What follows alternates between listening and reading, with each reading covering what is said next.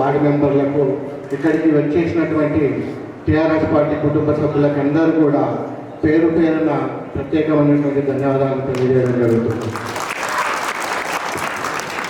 2013 లోపల మా 2 గ్రామాలు కలిసి నన్ను సర్పంచ్గా ఎన్నుకోవడం జరిగింది.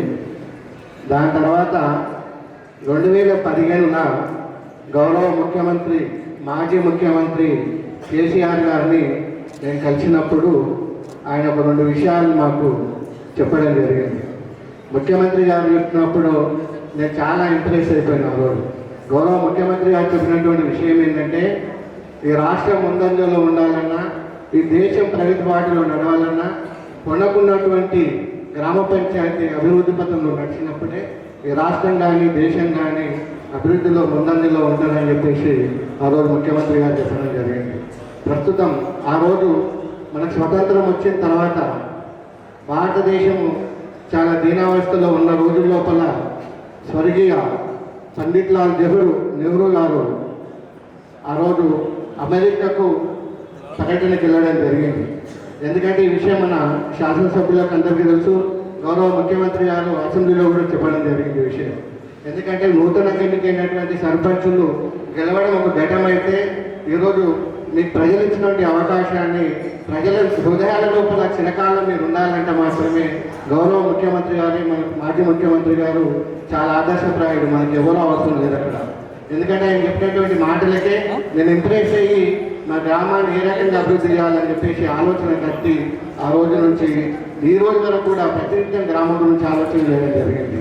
ఆ రోజు ముఖ్యమంత్రి గారు చెప్పింది ఎటువంటి విషయం అంటే, పండిట్ జవహర్లాల్ నెహ్రూ గారు ఆ రోజు అమెరికా పర్యటనకి వెళ్ళినప్పుడు అక్కడ రూరల్ డెవలప్మెంట్ సిస్టమ్ ఎట్లా డెవలప్ చేయడం జరిగింది, ఏం జరిగిందని చెప్పేసి భారతదేశాన్ని ఏ రకంగా అభివృద్ధి పథంలో నడపాలనే ఉద్దేశంతో జవహర్లాల్ నెహ్రూ గారు అమెరికా పర్యటనలో ఉన్నప్పుడు అక్కడ అమెరికా ప్రెసిడెంట్ గారు ఎవరైతే ఉన్నారో పండిట్ జవహర్లాల్ నెహ్రూ గారికి అక్కడ ఉన్నటువంటి మన ఇండియన్ అక్కడ ఆ రూరల్ డెవలప్మెంట్ మినిస్టర్గా ఉండడం జరిగింది.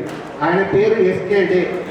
ఆయననే ఆ రోజు మన పండిట్ జవహర్లాల్ నెహ్రూ గారికి పరిచయం చేస్తే, మీరు మా ఇండియాకి వచ్చి ఇండియాను కూడా అభివృద్ధి పథంలో నడపాలి, ఈ రకంగా డెవలప్ చేయాలని చెప్పినప్పుడు ఆయన ఒప్పుకోలేదు యాక్చువల్లీ. తర్వాత జవహర్లాల్ నెహ్రూ గారు ఇండియాకి వచ్చిన తర్వాత పంచవర్ష ప్రణాళికలు తీసుకొచ్చి అభివృద్ధి పథకం ఏ రకంగా చేయాలని చెప్పేసి ఆయన చేస్తున్న క్రమం లోపల ఎస్కే డే గారు ఒక లెటర్ రాయడం జరిగింది. ఇండియా ఇక్కడ ఉన్నటువంటి ప్రైమ్ మినిస్టర్ ఆయన తీసుకొచ్చి ఇండియాలో ఆయనకు రాజ్యసభ సభ్యత్వం ఇచ్చి కమ్యూనిటీ డెవలప్మెంట్ మినిస్టర్ అని చెప్పేసి భారతదేశానికి మొట్టమొదటిసారి దాని కొత్తగా సిస్టమ్ డెవలప్ చేసి ఆ రోజు ఆయనకు సెంట్రల్లో మినిస్టర్ పదవి ఇస్తే, ఇండియాకు భారతదేశానికి వచ్చిన తర్వాత ఎస్కే డే గారు మన తెలంగాణకి మొట్టమొదటిసారి రావడం జరిగింది. ఆయన భారతదేశంలో కూడా ఏ రాష్ట్రమైనా చూస్ చేసుకోవచ్చు. కాకపోతే అప్పుడు ఉమ్మడి ఆంధ్రప్రదేశ్ ఉన్నప్పుడు మన హైదరాబాద్కి వచ్చి రాజేంద్ర నగర్ లోపల NIRD national institute rural development system అని చెప్పేసి అక్కడ బిల్డింగ్ కట్టి ప్రతి ఒక్కరిని ఎట్లా అంటే బిల్డింగ్ కట్టిన తర్వాత భారతదేశం లోపల మొట్టమొదటిసారి 3 సమితులు మాత్రమే తీసుకురావడం జరిగింది. రూరల్ డెవలప్మెంట్ డెవలప్ చేయాలంటే ఏ రకంగా డెవలప్ చేస్తాం, ఏం చేస్తామనే ఆలోచనతో ఆ రోజు నెహ్రూ గారు ఈయన ఎస్కే డే గారితో ఆలోచన చేసి 3 సమితులు తీసుకొస్తే, మొదటి సమితి మన పటేల్ స్వర్గీయ రామచంద్ర రెడ్డి గారు చాలా అందరికి పరిచయము, పాత మనుషులకు అందరూ కూడా పరిచయం. ఆయననే సమితి ప్రెసిడెంట్. ఆయన ఆధ్వర్యం లోపల ఉమ్మడి ఆంధ్రప్రదేశ్ మొత్తం కూడా ప్రతి గల్లీ వాడవాడలు తిరిగి ప్రజలను చైతన్యం చేసి ఎట్లయితే డెవలప్ చేయగలుగుతామో, ఏం చేస్తామో అని చెప్పేసి ఆలోచన చేసి దాన్ని మెల్లగా కమ్యూనిటీ సిస్టమ్ నుంచి పంచాయతీరాజ్ వ్యవస్థగా రంగరంగా రూపుమాపి దాన్ని ఈరోజు గ్రామ పంచాయతీలో తీసుకురావడం జరిగింది. అదేవిధంగా మీకు ఎందుకు చెప్తున్నంటే, మీకు అందరికి తెలవాలి సర్పంచులు అంటే గ్రామ పంచాయతీ అంటే కమ్యూనిటీ డెవలప్మెంట్ సిస్టమ్ అంటే ఎందుకు, ఈ పంచాయతీరాజ్ వ్యవస్థ ఎందుకు వచ్చిందనే ఉద్దేశం చాలామంది మీకు చెప్పరు. మీకు చెప్పాలని చెప్పి నేను చెప్తున్నా కనుక మీరు చాలా శ్రద్ధగా వినాలి. మీకు తర్వాత కూడా మీకు అందరూ కూడా ఎన్ఐఆర్డి లోపల ట్రైనింగ్ సెంటర్ ఇవ్వడం జరుగుతుంది. నిర్ణాయక మండలికి వెళ్ళడం జరిగింది. కానీ ప్రతి సర్పంచ్ కూడా ఎన్ఐఆర్డి ట్రైనింగ్ సెంటర్కి వెళ్ళి ఖచ్చితంగా 10 రోజులు ఏదైతే ట్రైనింగ్ సెంటర్ ఉంటారో ఆ ట్రైనింగ్ మీరు అందరూ పాల్గొనాలి. అక్కడ నిష్ణాతులైనటువంటి మీకు ఉన్నటువంటి ఆఫీసర్స్ అందరూ వచ్చి కూడా మీరు పరిపాలన ఏ రకంగా చేసుకోవాలి, ఏ రకంగా పరిపాలించాలి, గ్రామం అభివృద్ధి ఏ రకంగా చేసుకోవాలి, చట్టం ఏంటి, దాని విధి విధానాలు ఏంటి, మీకు అన్ని కూడా పుస్తకాలు కూడా ఇచ్చి ట్రైనింగ్ ఇచ్చి మీకు పంపడం జరుగుతుంది. దానికి అనుకూలంగా మీరు నడుచుకున్నట్టయితే ఎవ్వరు కూడా మిమ్మల్ని ఏం చేయలేనటువంటి పరిస్థితి ఉంటుంది. అందుకే మీకు ఈ విధమైనటువంటి సమాచారం చెప్తున్నా. ఇక ముఖ్యంగా నా గ్రామం గురించి 2 విషయాలు విష్ణు అడిగింది అంటే చెప్తున్నా. విష్ణుకు చాలా కోరిక. విష్ణు అప్పటికి నాకున్న పోటీ పడుతుంది. వాస్తవంగా మా గ్రామంలోనే మొట్టమొదటిసారి సర్పంచ్ అయినప్పుడు రోడ్డు మీద నడుస్తుంటే మురికి నీళ్ళు, బట్టలు ఉతికే రోడ్డు మీదనే. అట్లాంటి పరిస్థితుల లోపల నేను ఆ గ్రామానికి సర్పంచ్ కావడం జరిగింది.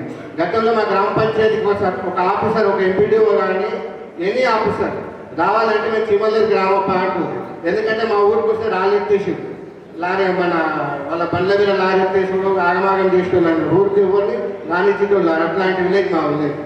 ఈరోజు దేశాలకి మా గ్రామానికి వచ్చిపోతున్నాం అంటే గొప్ప నేను కాలేదు. అట్లాంటి పరిస్థితికి మా గ్రామాన్ని, మా ప్రజలను, మా వార్డు మెంబర్లను కలుపుకొని అందరిని అవేర్నెస్ తీసుకొచ్చి ఈరోజు మా గ్రామంలో మీకు ఎక్కడ పోయినా డ్రైనేజ్ వ్యవస్థ ఎక్కడ కనిపే ఓపెన్ డ్రైనేజ్ అనేది భారతదేశంలోనే మొట్టమొదటి గ్రామ పంచాయతీ అంటే చీమల్దర్ ఒకటే మాత్రమే. ఇది నేను చెప్తున్నాను. సెంట్రల్ మినిస్టర్ స్వతహా వచ్చి మా గ్రామానికి వచ్చి చెప్పిపోయిండు.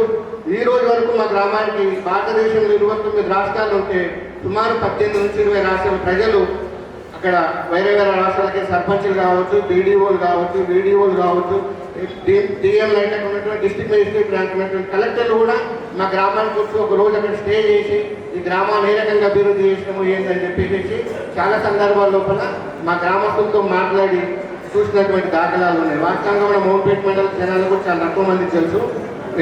మామూలుగా ఎందుకంటే ప్రైమ్ మినిస్టర్ ఆఫీస్లో కూడా మా చీమల్లి గ్రామ పంచాయతీ గురించి మేము ప్రొజెక్టర్ ద్వారా అక్కడ ప్రజెంటేషన్ ఇవ్వడం జరిగింది. నాకు కూడా స్పెషల్ ఇన్విటేషన్ ఉంటే ఎలక్షన్స్ వస్తే నేను బంద్ అయిపోయాను. ఎందుకంటే పర్సనల్గా ప్రైమ్ మినిస్టర్ ఆఫీస్ నుంచి వచ్చి నా గురించి ఎంక్వైరీ చేయడం కానీ, నేను ఇంటర్వ్యూ చేయడం కానీ ఇదంతా జరగడం జరిగింది. అవకాశం రాలేకపోయింది ఆ రోజుల్లో మాకు. నేను చేసేటువంటి కార్యక్రమాలు మా గ్రామం లోపల ప్రతి ఇంటికి ఒక QR కోడ్ ఇవ్వడం జరిగింది. దేశంలో చాలా తక్కువ కమ్యూనిటీస్ ఉంటాయి అట్లాంటివి. దాంట్లో మొట్టమొదటి గ్రామ పంచాయతీ మాది. ప్రతి ఇంటికి ఇంటర్నెట్ ఇవ్వడం జరిగింది. ఆ ఇంటర్నెట్ వ్యవస్థ కూడా మా గ్రామ పంచాయతీ నిర్వహిస్తుంది. ప్రతి ఇంటికి వైఫై సేవలు కూడా ఫ్రీ వైఫై, మా ఊళ్ళో ఎవరు వాడుతున్నా కూడా ఫ్రీ వైఫై. మీకు QR కోడ్ అంటే ప్రతి ఇంటి ముందు ఒక QR కోడ్ ఉంటుంది. QR కోడ్ వచ్చిన పుస్తలే మన స్కానర్ ఎప్పుడైతే వచ్చిందో అదే రోజు నాకు ఒక ఆలోచన తట్టి ఎందుకు చేయొద్దు అని చెప్పేసి మా గ్రామం లోపల QR కోడ్ సిస్టమ్ తీసుకొచ్చి ప్రతి ఇంటి ముందు QR కోడ్ పెట్టాలని. దాని ద్వారా ఉపయోగం ఏముంటుందంటే ఆ ఇంటి ఎన్ని గజాలు ఉన్నది, వాళ్ళ ట్యాక్స్ ఎంత కట్టారు, ఆ ఇంట్లో ఎంతమంది ఉన్నారు, ఎవరైనా వయసు దాన్ని స్కాన్ చేస్తే ఇంటి యొక్క బయోడేటా మొత్తం వస్తుంది. పర్సనల్ డేటా కాకుండా ఎంతమంది జనరల్ కావాల్సినటువంటి సమాచారం మాత్రం అక్కడ వాళ్ళ ఫోన్లో డిస్ప్లేలో వస్తుంది. అట్లాంటి సౌకర్యాలను కూడా మా గ్రామ పంచాయతీలో చేయడం జరిగింది. మా గ్రామ పంచాయతీ కూడా మన తెలంగాణ భవన్ లెక్క ఉంటుంది. ఎందుకంటే తెలంగాణ భవన్ చూసి మా గ్రామ పంచాయతీ ఉంది. నా స్వతహా ఏదైనా వ్యక్తించిన అక్కడ అందరికీ తెలుసు, మా గ్రామస్తులకు తెలుసు. వినాయక మన కమిషనర్ గారు కూడా రావడం జరిగింది మా గ్రామ పంచాయతీ. సెంట్రల్ గేట్ చేస్తే రూరల్ డెవలప్మెంట్ ప్రిన్సిపల్ సెక్రటరీస్ ఒక 2-3 వచ్చిపోయారు చూసుకోవడానికి. తమిళనాడు నుంచి వచ్చిపోయారు. రేపు 5 రాష్ట్రాల సర్పంచ్లు వస్తుంది. మనకి 15 నుంచి 18 దాకా. అంటే డిఫరెంట్ గోవా నుంచి రావడం జరుగుతుంది, తమిళనాడు నుంచి రావడం జరుగుతుంది. వివిధ రాష్ట్రాల సర్పంచ్లు వచ్చి చూసిపోతున్నారంటే అది నా ఒక గొప్పతనం కాదు, మా గ్రామ ప్రజలకు గొప్పతనం. మిగతా చాలా మంది చీమల్దర్ ఎందుకు ఎలక్షన్ పెట్టలేరని చెప్పేసి చాలా మంది ఆలోచనలో ఉన్నారు. మా సెన్సేషన్ అయినటువంటి గ్రామ పంచాయతీ. ఇందాక నాగేంద్రన్న కూడా అడుగుతున్నాడు, ఏంటి నువ్వు ఎందుకు వదిలిపెట్టినామని చెప్పేసి. నేను వదిలిపెట్టాను అంటే వాస్తవంగా మా గ్రామ పంచాయతీని జాతీయ స్థాయిలో మా గ్రామ ప్రజల యొక్క సహకారంతో ఈరోజు 29 రాష్ట్రాల 18-20 రాష్ట్రాల సర్పంచులు కావచ్చు, అధికారులు కావచ్చు మన గ్రామానికి చూసిపోతున్న సందర్భం లోపల మళ్ళా నేను ఎలక్షన్కి వెళ్ళి మళ్ళీ నేను గెలిచి ఓడి మళ్ళీ లేని పంచాయతీలు పెట్టుకు మంచి వాతావరణం ఉన్నటువంటి దాన్ని కలుషితం చేయదలుచుకోలేము. అందులో మా పెద్ద మనుషులు అందరూ కూడా మా గ్రామంలో మాకు అగనిస్ట్ బ్యాచ్ కావచ్చు, మా ఊళ్ళు కావచ్చు, అందరూ కూడా ఒక ప్రశాంతమైన వాతావరణంలో గ్రామ పంచాయతీ ఉంచుకుందామని చెప్పేసి ఆలోచన చేసి వాళ్ళు కూడా మాకు అడగడం జరిగింది. మాకు అవకాశం ఇవ్వమని చెప్తే దానికి మాత్రమే వాళ్ళకి అవకాశం ఇవ్వడం జరిగింది. ఎందుకంటే మేము వచ్చినప్పుడు ఇప్పటిదాకా ప్రతిదీ మేమే గెలవడం జరిగింది. 13 నుంచి 20 వరకు కూడా ఏది కూడా వాళ్ళు ఇప్పుడు గెలవలేదు. ప్రతి ఎలక్షన్లో మేమే గెలుచుకుంటూ వచ్చినాం కనుక వాళ్ళ పాపం నిరాశలో ఉన్నారు. వాళ్ళకి ఒకసారి అవకాశం ఇస్తే మా గ్రామ ప్రజలకు కూడా తెలుస్తుంది మేమేం చేసినాం వాళ్ళేం చేసినాం అని చెప్పేసి. అందులో వాళ్ళు చేయడం కూడా ఏం లేదు. ఎందుకంటే వాళ్ళు చేసినంత అవకాశం కూడా ఏమి ఉంచలేదు. నేను ప్రతిదీ ఈరోజు కనుక 10 సంవత్సరాలైనా కూడా మా గ్రామ పంచాయతీ చేయాల్సిన అవసరం లేదు, ఏం చేసే పని కూడా లేదు అక్కడ. అంత ప్రశాంతంగా అంత మంచి వాతావరణంతో మా గ్రామ పంచాయతీని అభివృద్ధి చేయడం జరిగింది. నాకు ఒక ఆలోచన, 2 ఆలోచనలు మా గ్రామ పంచాయతీలో కొన్ని మిగిలిపోయినాయి. మా గ్రామ పంచాయతీని పూర్తిగా అండర్ గ్రౌండ్ ఎలక్ట్రిసిటీ చేద్దాం అనుకున్నా, ఒకటి మిగిలిపోయింది. వాళ్ళ శాటిలైట్ ఏదో చేస్తూ పోయాలి. అదేవిధంగా మా గ్రామ పంచాయతీ జియో మ్యాపింగ్ చేయించేసి టోటల్ అదే సాఫ్ట్వేర్ మొత్తం ఉంది.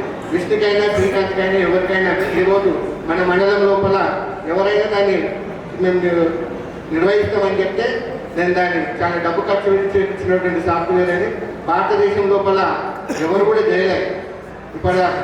అంటే ఒక గ్రామ పంచాయతీ చెప్తుంది, ఇక్కడ చిన్న చిన్న కమ్యూనిటీస్ ఉంటే చేసుకుని వస్తే నాకు తెలియదు. కానీ ఒక రూరల్ ఏరియా గ్రామ పంచాయతీ ఎక్కడ కూడా చేసినటువంటి దాఖలాలు లేవు. ఎట్లాంటి సాఫ్ట్వేర్ అంటే మా గ్రామ పంచాయతీ లోపల జియో మ్యాపింగ్ చేసి పెట్టేసిన టోటల్గా ఎక్కడ కూడా ఎవరికి ఒక డ్రైనేజీ నుండి ఫోటో తీసి ఆ క్యాండిడేట్ అక్కడ ఉంటే దాన్ని అప్లోడ్ చేస్తే ఆ యాప్ ఉంటుంది. యాప్లో అప్లోడ్ చేస్తే గ్రామ పంచాయతీ సెక్రటరీకి, సర్పంచ్కి, మండలాధికారులకు, పోలీస్ స్టేషన్ అయినా ఏదైనా అంటే కన్సర్న్ డిపార్ట్మెంట్స్, గ్రామ పంచాయతీ ఎన్ని డిపార్ట్మెంట్స్ ఉంటాయో అన్ని డిపార్ట్మెంట్స్కి సంబంధించి అట్లాంటి యాప్ డెవలప్ చేయడం. అంటే ఎవరైతే గ్రామ పంచాయతీకి వెళ్ళి కంప్లైంట్ చేయాల్సిన పని లేదు, మున్సిపల్ ఆఫీస్కి వెళ్ళి కంప్లైంట్ చేయాల్సిన పని లేదు. ఎక్కడైనా ఎవరైనా దాన్ని వాడుకోవచ్చు. అట్లాంటి సాఫ్ట్వేర్ ఇప్పుడు మనం డెవలప్ చేసినాం. గతంలోనే నేను లాంచ్ చేద్దాం అనుకునే సమయం లోపలనే నా పదవి కాలం అయిపోయిన సమయానికి వచ్చింది. ఎమ్మెల్యే గారికి నేను చెప్పడం జరిగింది, సార్ ఇది ఎవరు కూడా చేయలేదు ఇప్పటిదాకా, కేటీఆర్ గారు అవకాశం ఇస్తే కేటీఆర్ గారితో లాంచ్ చేపిద్దామని చెప్పే సందర్భం లోపలనే మా పని అంతా అయిపోయింది కనుక విష్ణు అయినా ఇంకెవరైనా శ్రీకాంత్ కావచ్చు ఎవరైనా కొద్దిగా ఆర్థికంగా కూర్చుని దానికి ఖర్చు ఉంటుంది. అదేవిధంగా అధికారులు చాలా ఇబ్బంది పడతారు, మీరు ఇబ్బంది పడతారు, అధికారులు ఇబ్బంది పడతారు. నేను చేయడానికి కారణం ఏంటంటే మా గ్రామ పంచాయతీలో సమస్యలు లేకుండా చేసిన మొత్తం ఆల్మోస్ట్ మొత్తం సోలార్ లైటింగ్ ఉంటుంది, ఎవరిథింగ్ చేసి ఇది లేదు అని చెప్పే వ్యక్తి ఎవరు కూడా ఉంది మా గ్రామ పంచాయతీ లోపల. లాస్ట్కి ఆధార్ సెంటర్ కూడా తీసుకొచ్చి పెట్టినాయి. ఢిల్లీ లెవెల్లో మాట్లాడి ఆధార్ సెంటర్ మా గ్రామ పంచాయతీ తీసుకొచ్చి పెట్టినాయి. అంటే మా గ్రామ రైతులు కానీ ఎవరు కూడా ఆధార్ కోసం మోహన్పేట మండలి పోవాల్సిన పని లేదు. మోహన్పేట మండలిలో ఉన్నటువంటి వివిధ గ్రామాల సర్పంచులు కావచ్చు, ఆ గ్రామ ప్రజలు కావచ్చు, మా గ్రామానికి వచ్చి ఆధార్ చేసుకుని పోతుంది. రోజు 50 నుంచి 100 మంది ఈరోజు ఆధార్ సెంటర్ నడుస్తుంది. ఇదంతా కూడా ఆదాయం మన గ్రామ పంచాయతీ. ముఖ్యంగా గ్రామ సర్పంచులకు ఒక ముఖ్య విషయం ఏంటంటే, మీరు ఈరోజు చిరకాలం ప్రజల హృదయాల్లో నిలబడాలంటే నిస్వార్థంగా నిజాయితీగా పనిచేయండి. ఈరోజు మన మోహన్పేట మండలం లోపల NDC చాలా రావడం జరిగింది. ఒక 10 సంవత్సరాల క్రితం ఇప్పటికి చాలా అభివృద్ధి చెందడం జరిగింది. ప్రతి గ్రామ పంచాయతీ లోపల లేఅవుట్ రావడం జరుగుతుంది. హైదరాబాద్ నుంచి వచ్చి భూములు కొంటున్నారు. మీరు నిక్కచ్చిగా నిజాయితీగా బెటర్మెంట్ ఛార్జ్ చేసి డబ్బులు వసూలు చేయాలి. లేఅవుట్లో మీరు వాళ్ళ దగ్గర తప్పుగా అనుకోండి, ఏమన్నా అనుకోండి, ఏమన్నా ఆశించినాం అనుకోండి, వాళ్ళ కింద మన ఛాయ్ మెషిన్ కింద అవుతుంది. అట్లా రాకండి. దయచేసి మీ పదవికి మీకు దానికి విలువలు ఉంచండి. ఆ బెటర్మెంట్ ఛార్జ్ తీసుకుంటే మన గ్రామ పంచాయతీ అభివృద్ధి చెందుతుంది. ట్యాక్సులు మంచిగా మన గ్రామ పంచాయతీ చట్టం ప్రకారం ట్యాక్సులు వేయండి, ట్యాక్సులు కలెక్షన్ చేయండి. నేను నా ఊరిని అభివృద్ధి చేసినంటే కొంత నా సొంతం ఉంది, కొంత మన ప్రభుత్వం ఉంది. మేజర్గా మా గ్రామ పంచాయతీలో ట్యాక్స్ కలెక్షన్స్ చాలా ఎక్కువ. సుమారు 2 కోట్ల రూపాయలు ట్యాక్స్ కలెక్షన్ చేసాం మా గ్రామ పంచాయతీ. అంటే మీరు అర్థం చేసుకోండి, మా ట్యాక్స్ డిమాండ్ చేస్తేనే 4 లక్షల రూపాయలు ఈరోజు మా గ్రామ పంచాయతీ. అంటే ప్రతి సంవత్సరము మా గ్రామ పంచాయతీకి ఎవరు ఏం వచ్చినా రాకుండా 4 లక్షల రూపాయలు ఇంటి ట్యాక్స్లు వస్తుంది మా దగ్గర. ఆ రకంగా గ్రామ పంచాయతీని డెవలప్ చేసాం, మోటివేట్ చేసాం అందరినీ. ఎవరు ఎక్కడ కూడా బయటకోరు. ప్రతి ఇంటికి బాత్రూమ్ ఉంటుంది, ప్రతి ఇంటికి ఇంకుడు గుంటు ఉంటుంది. ప్రతి ఒకటి అవార్డు రావడం అంటే ఇవన్నీ ఉండాలి. ఇక్కడ ఆ క్రైటీరియా అంతా కూడా నేను ప్రత్యేకంగా చెప్తా. మీకు నేషనల్ NIRTకి పోయినప్పుడు ట్రైన్ చేసినప్పుడు చెప్తాను మీకు అవన్నీ కూడా. థ్యాంక్ యూ, ధన్యవాదాలు. ఇక రాజకీయాల గురించి మాట్లాడడానికి చాలా పెద్దలు ఉన్నారు, వాళ్ళు సూచన సలహాలు చేస్తారు కనుక ఇక ఒకటే ఒక మాట, సర్పంచ్ ఎలక్షన్స్ ఏం జరిగినాయి అనేది వదిలిపెట్టండి. ఎందుకంటే సర్పంచ్ ఎలక్షన్స్ పార్టీలకు సంబంధం లేదు, వ్యక్తిగతంగా జరుగుతుంటాయి. ఇందాక విష్ణు చెప్పినట్టు మా ఊరు కూడా అట్లాంటిదే, ఫ్యాక్షనిజం లాంటి ఊరు మా ఊరు. ఇక్కడ అక్కడ ఇక్కడ రాదు. నేను పరమూరులో మొట్టమొదటిసారి సర్పంచ్ గెలిస్తే 5 ఏళ్ళ దాకా దావతులు పోలేరు, ఎవరింటికి పోగరు. అట్లాంటి పరిస్థితి ఉండేది. నాకే మంచిగా అనిపించక నేనే మార్చుకుంటూ వచ్చినాము, మారినాము. ఈరోజు ప్రశాంతంగా ఉన్నాం అందరం కూడా ప్రశాంతంగా ఉండాలంటే అట్లాంటి కక్షలు, కుట్రలు, కుతంత్రాలు పెట్టుకోకుండా ప్రశాంతంగా ఉండండి, కలిసిమెలిసి ఉండండి గ్రామాలలో.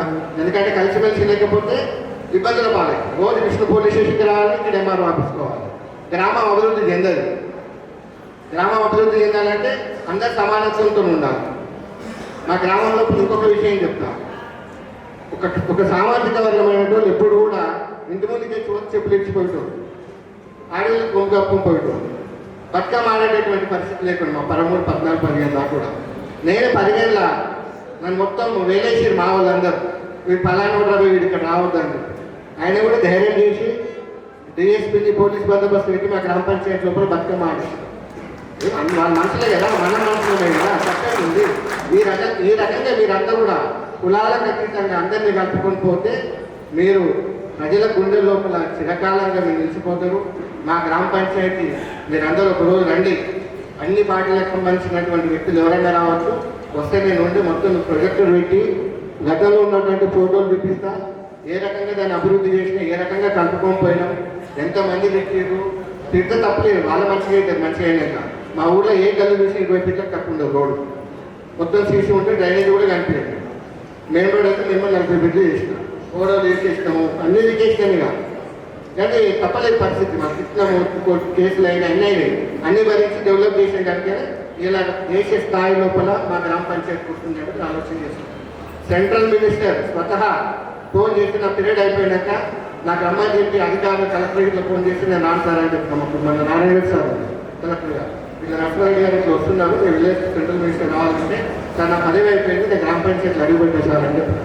ఎందుకు అంటే నేను రాను సార్ అంటే మినిస్టరే స్వయంగా ఫోన్ చేసింది సెంట్రల్ మినిస్టర్. आना चाहिए आपके लिए कुछ तकलीफ है हम देखेंगे बोले तो నేను పోయి మినిస్టర్ గారిని రిసీవ్ చేసుకొని అన్ని చూపించి ప్రొజెక్టులు పెట్టి ఎట్లా చేసినాం ఏం చేసినాం అని చెప్పి ఎక్స్ప్లెయిన్ చేస్తే ఆయన పోయి మళ్ళీ చాలామంది వాళ్ళ సెక్రటరీ ప్రిన్సిపల్ సెక్రటరీని పంపించి ఈ రకంగా ఎందుకు చేయలేము. ఇట్లా చాలా మీరు చేయాలనుకుంటే సర్పంచులకు చాలా జీవితం లోపల ఒక మనిషికి మంచి గుర్తింపునిచ్చే అవకాశం సర్పంచ్.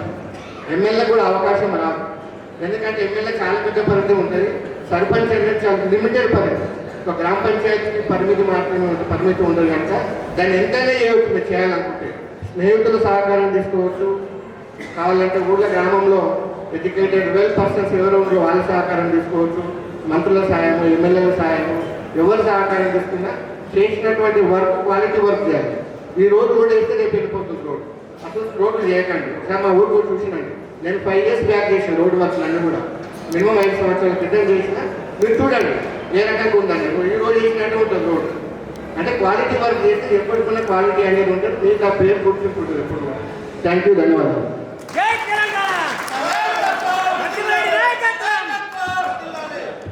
ధన్యవాదాలన్నా సూచన సమాలోచన.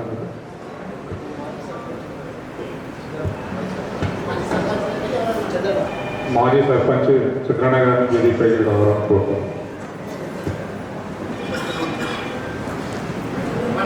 పెద్దలు గౌరవనీయులు బీసీ కమిషన్ మెంబర్ గౌరవనీయులు అన్న శివప్రపణి గారిని 2 విషయాలు మాట్లాడాలని కోరుతున్నాను.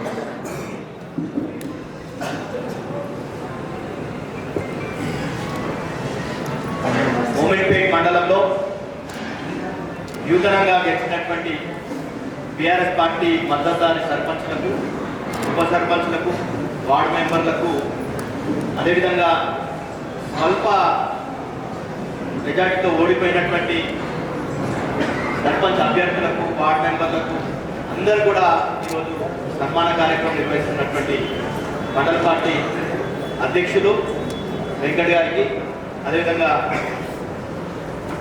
ఈనాటి కార్యక్రమానికి ముఖ్య అతిథి మనందరం కూడా పిలిస్తే పలికే మన అమ్మ సబితా ఇంద్రారెడ్డి మేడం గారికి, మాజీ మంత్రివర్యులు, శాసనసభ్యురాలు, అదేవిధంగా జిల్లా పార్టీ అధ్యక్షుడు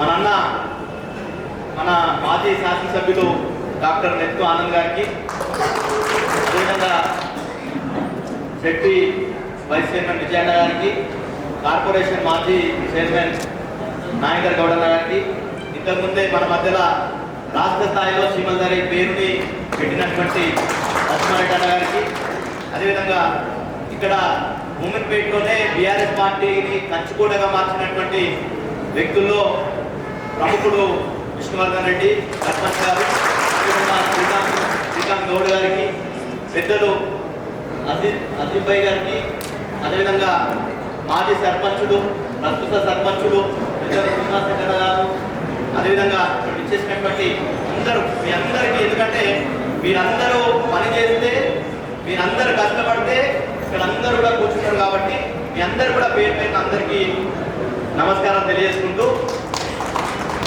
ముఖ్యంగా గ్రామ పంచాయతీ ఎన్నికలు ఈ ప్రభుత్వం పెట్టాలని నిర్ణయించినప్పుడు 2023 డిసెంబర్ అంటే 24లో జనవరిలో అయిపోయింది కాలపరిమితి.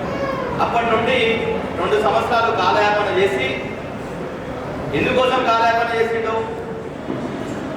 ఆ రోజు ఆయన చెప్పింది ఏంటంటే బీసీలకు 42% రిజర్వేషన్ ఇస్తాం, ఇచ్చే ఎన్నికలకు పోతామని అన్ని ఎన్నికలను వాయిదా వేసాడు. మున్సిపల్ ఎన్నికల్ని, జెడ్పీటీసీ ఎన్నికలను, ఎంపీటీసీ ఎన్నికలను, సర్పంచ్ ఎన్నికలు అన్నింటిని కూడా వాయిదా వేసి మొత్తం కూడా అన్ని ఏదైతే గతంలో కాంగ్రెస్ ప్రభుత్వంలోకి రాకముందు ఏదైతే మేనిఫెస్టోలో పెట్టి 6 గ్యారెంటీలని, ముఖ్యంగా ప్రతి మహిళకు 2500, ఇక్కడున్న మహిళలకు వస్తున్నాయా 2500? వస్తున్నాయమ్మా? వస్తలేవు. రైతు బంధు గతంలో కేసీఆర్ గారు 10,000 ఇస్తే ఆయన 15,000 ఇస్తా అన్నాడు. ఇప్పటివరకు వచ్చిందా రైతు బంధు? రాలేదు. 3 విడతలు ఎగ్గొట్టిండు.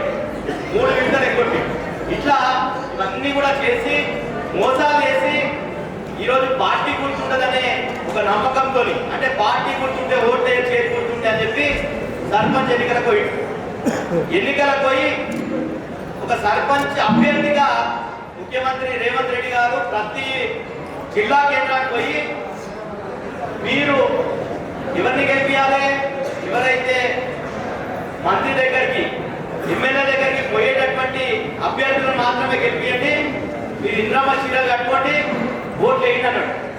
కానీ రిజల్ట్ వచ్చింది 12,727 గ్రామ పంచాయతీలకు ఎన్నికలు జరిగితే ఎన్ని ఈరోజు మనం చూస్తే మీకు అందరు కూడా అనుభవమే, ఎన్ని కుతంత్రాలు పన్నెండు ఈ కాంగ్రెస్ పార్టీ కుతంత్రాలు ఎన్ని చేసి, మోసపూరిత హామీలు ఎన్ని చేసినా కానీ టీఆర్ఎస్ పార్టీ మద్దతుదారులు 40% గెలిచింది.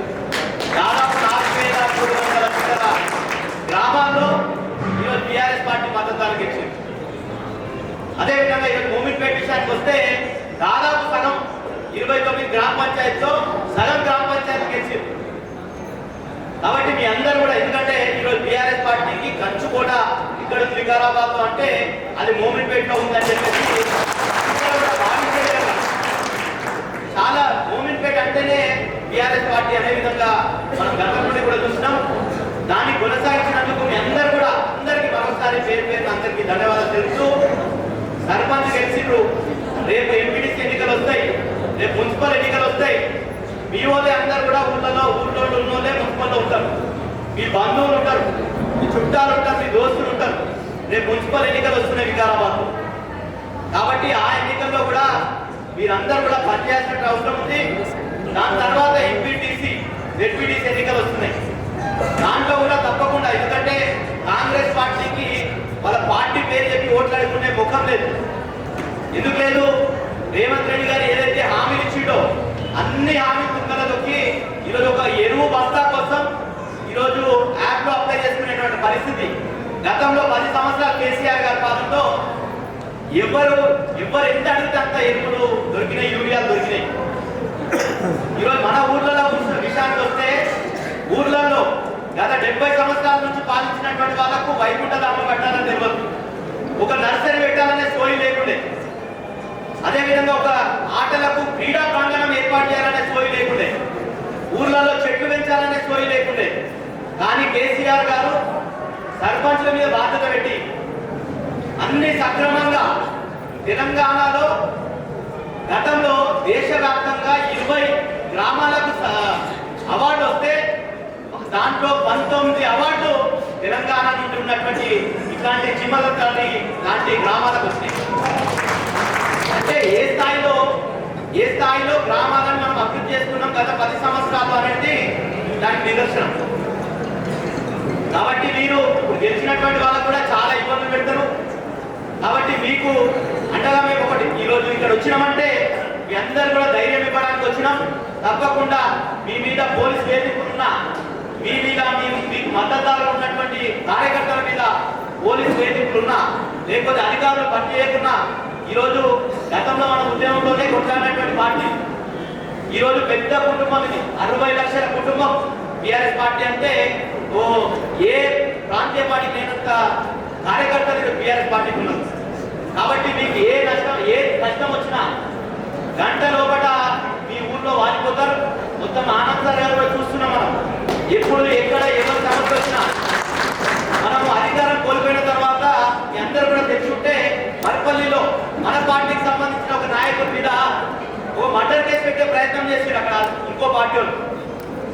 పెడితే ఆ ప్రయత్నం చేస్తే అక్కడ ఉన్నటువంటి పార్టీ నాయకులంతా కూడా ఆనందాన్ని చెప్తే అందరూ కూడా పోయి అక్కడ ముట్టడి చేసి దాన్ని తీసుకొని పోయి కేటీఆర్ గారి దగ్గర పెద్ద ఎత్తున కార్యక్రమం చేసి ఆ ఎస్పీకి మాట్లాడి అందరికి మాట్లాడితే ఇప్పటి వరకు కూడా కేసు ఎక్కడ పోయిందో తెలియదు. మన పార్టీ కార్యకర్త జోలికి పోలీసులు రాలేదు వరకు. కాబట్టి మీకు ఏ సమస్య ఉన్నా న్యాయవాదులుగా మేమందరం కూడా మేము కూడా అండగా ఉంటాం, పార్టీ నాయకులుగా అండగా ఉంటాం. 100% మీరు గ్రామాన్ని మంచిగా పరిపాలించండి. 2 సంవత్సరాల్లో తప్పకుండా 2.5 సంవత్సరాల్లో ఎవరు వస్తారు అధికారంలోకి?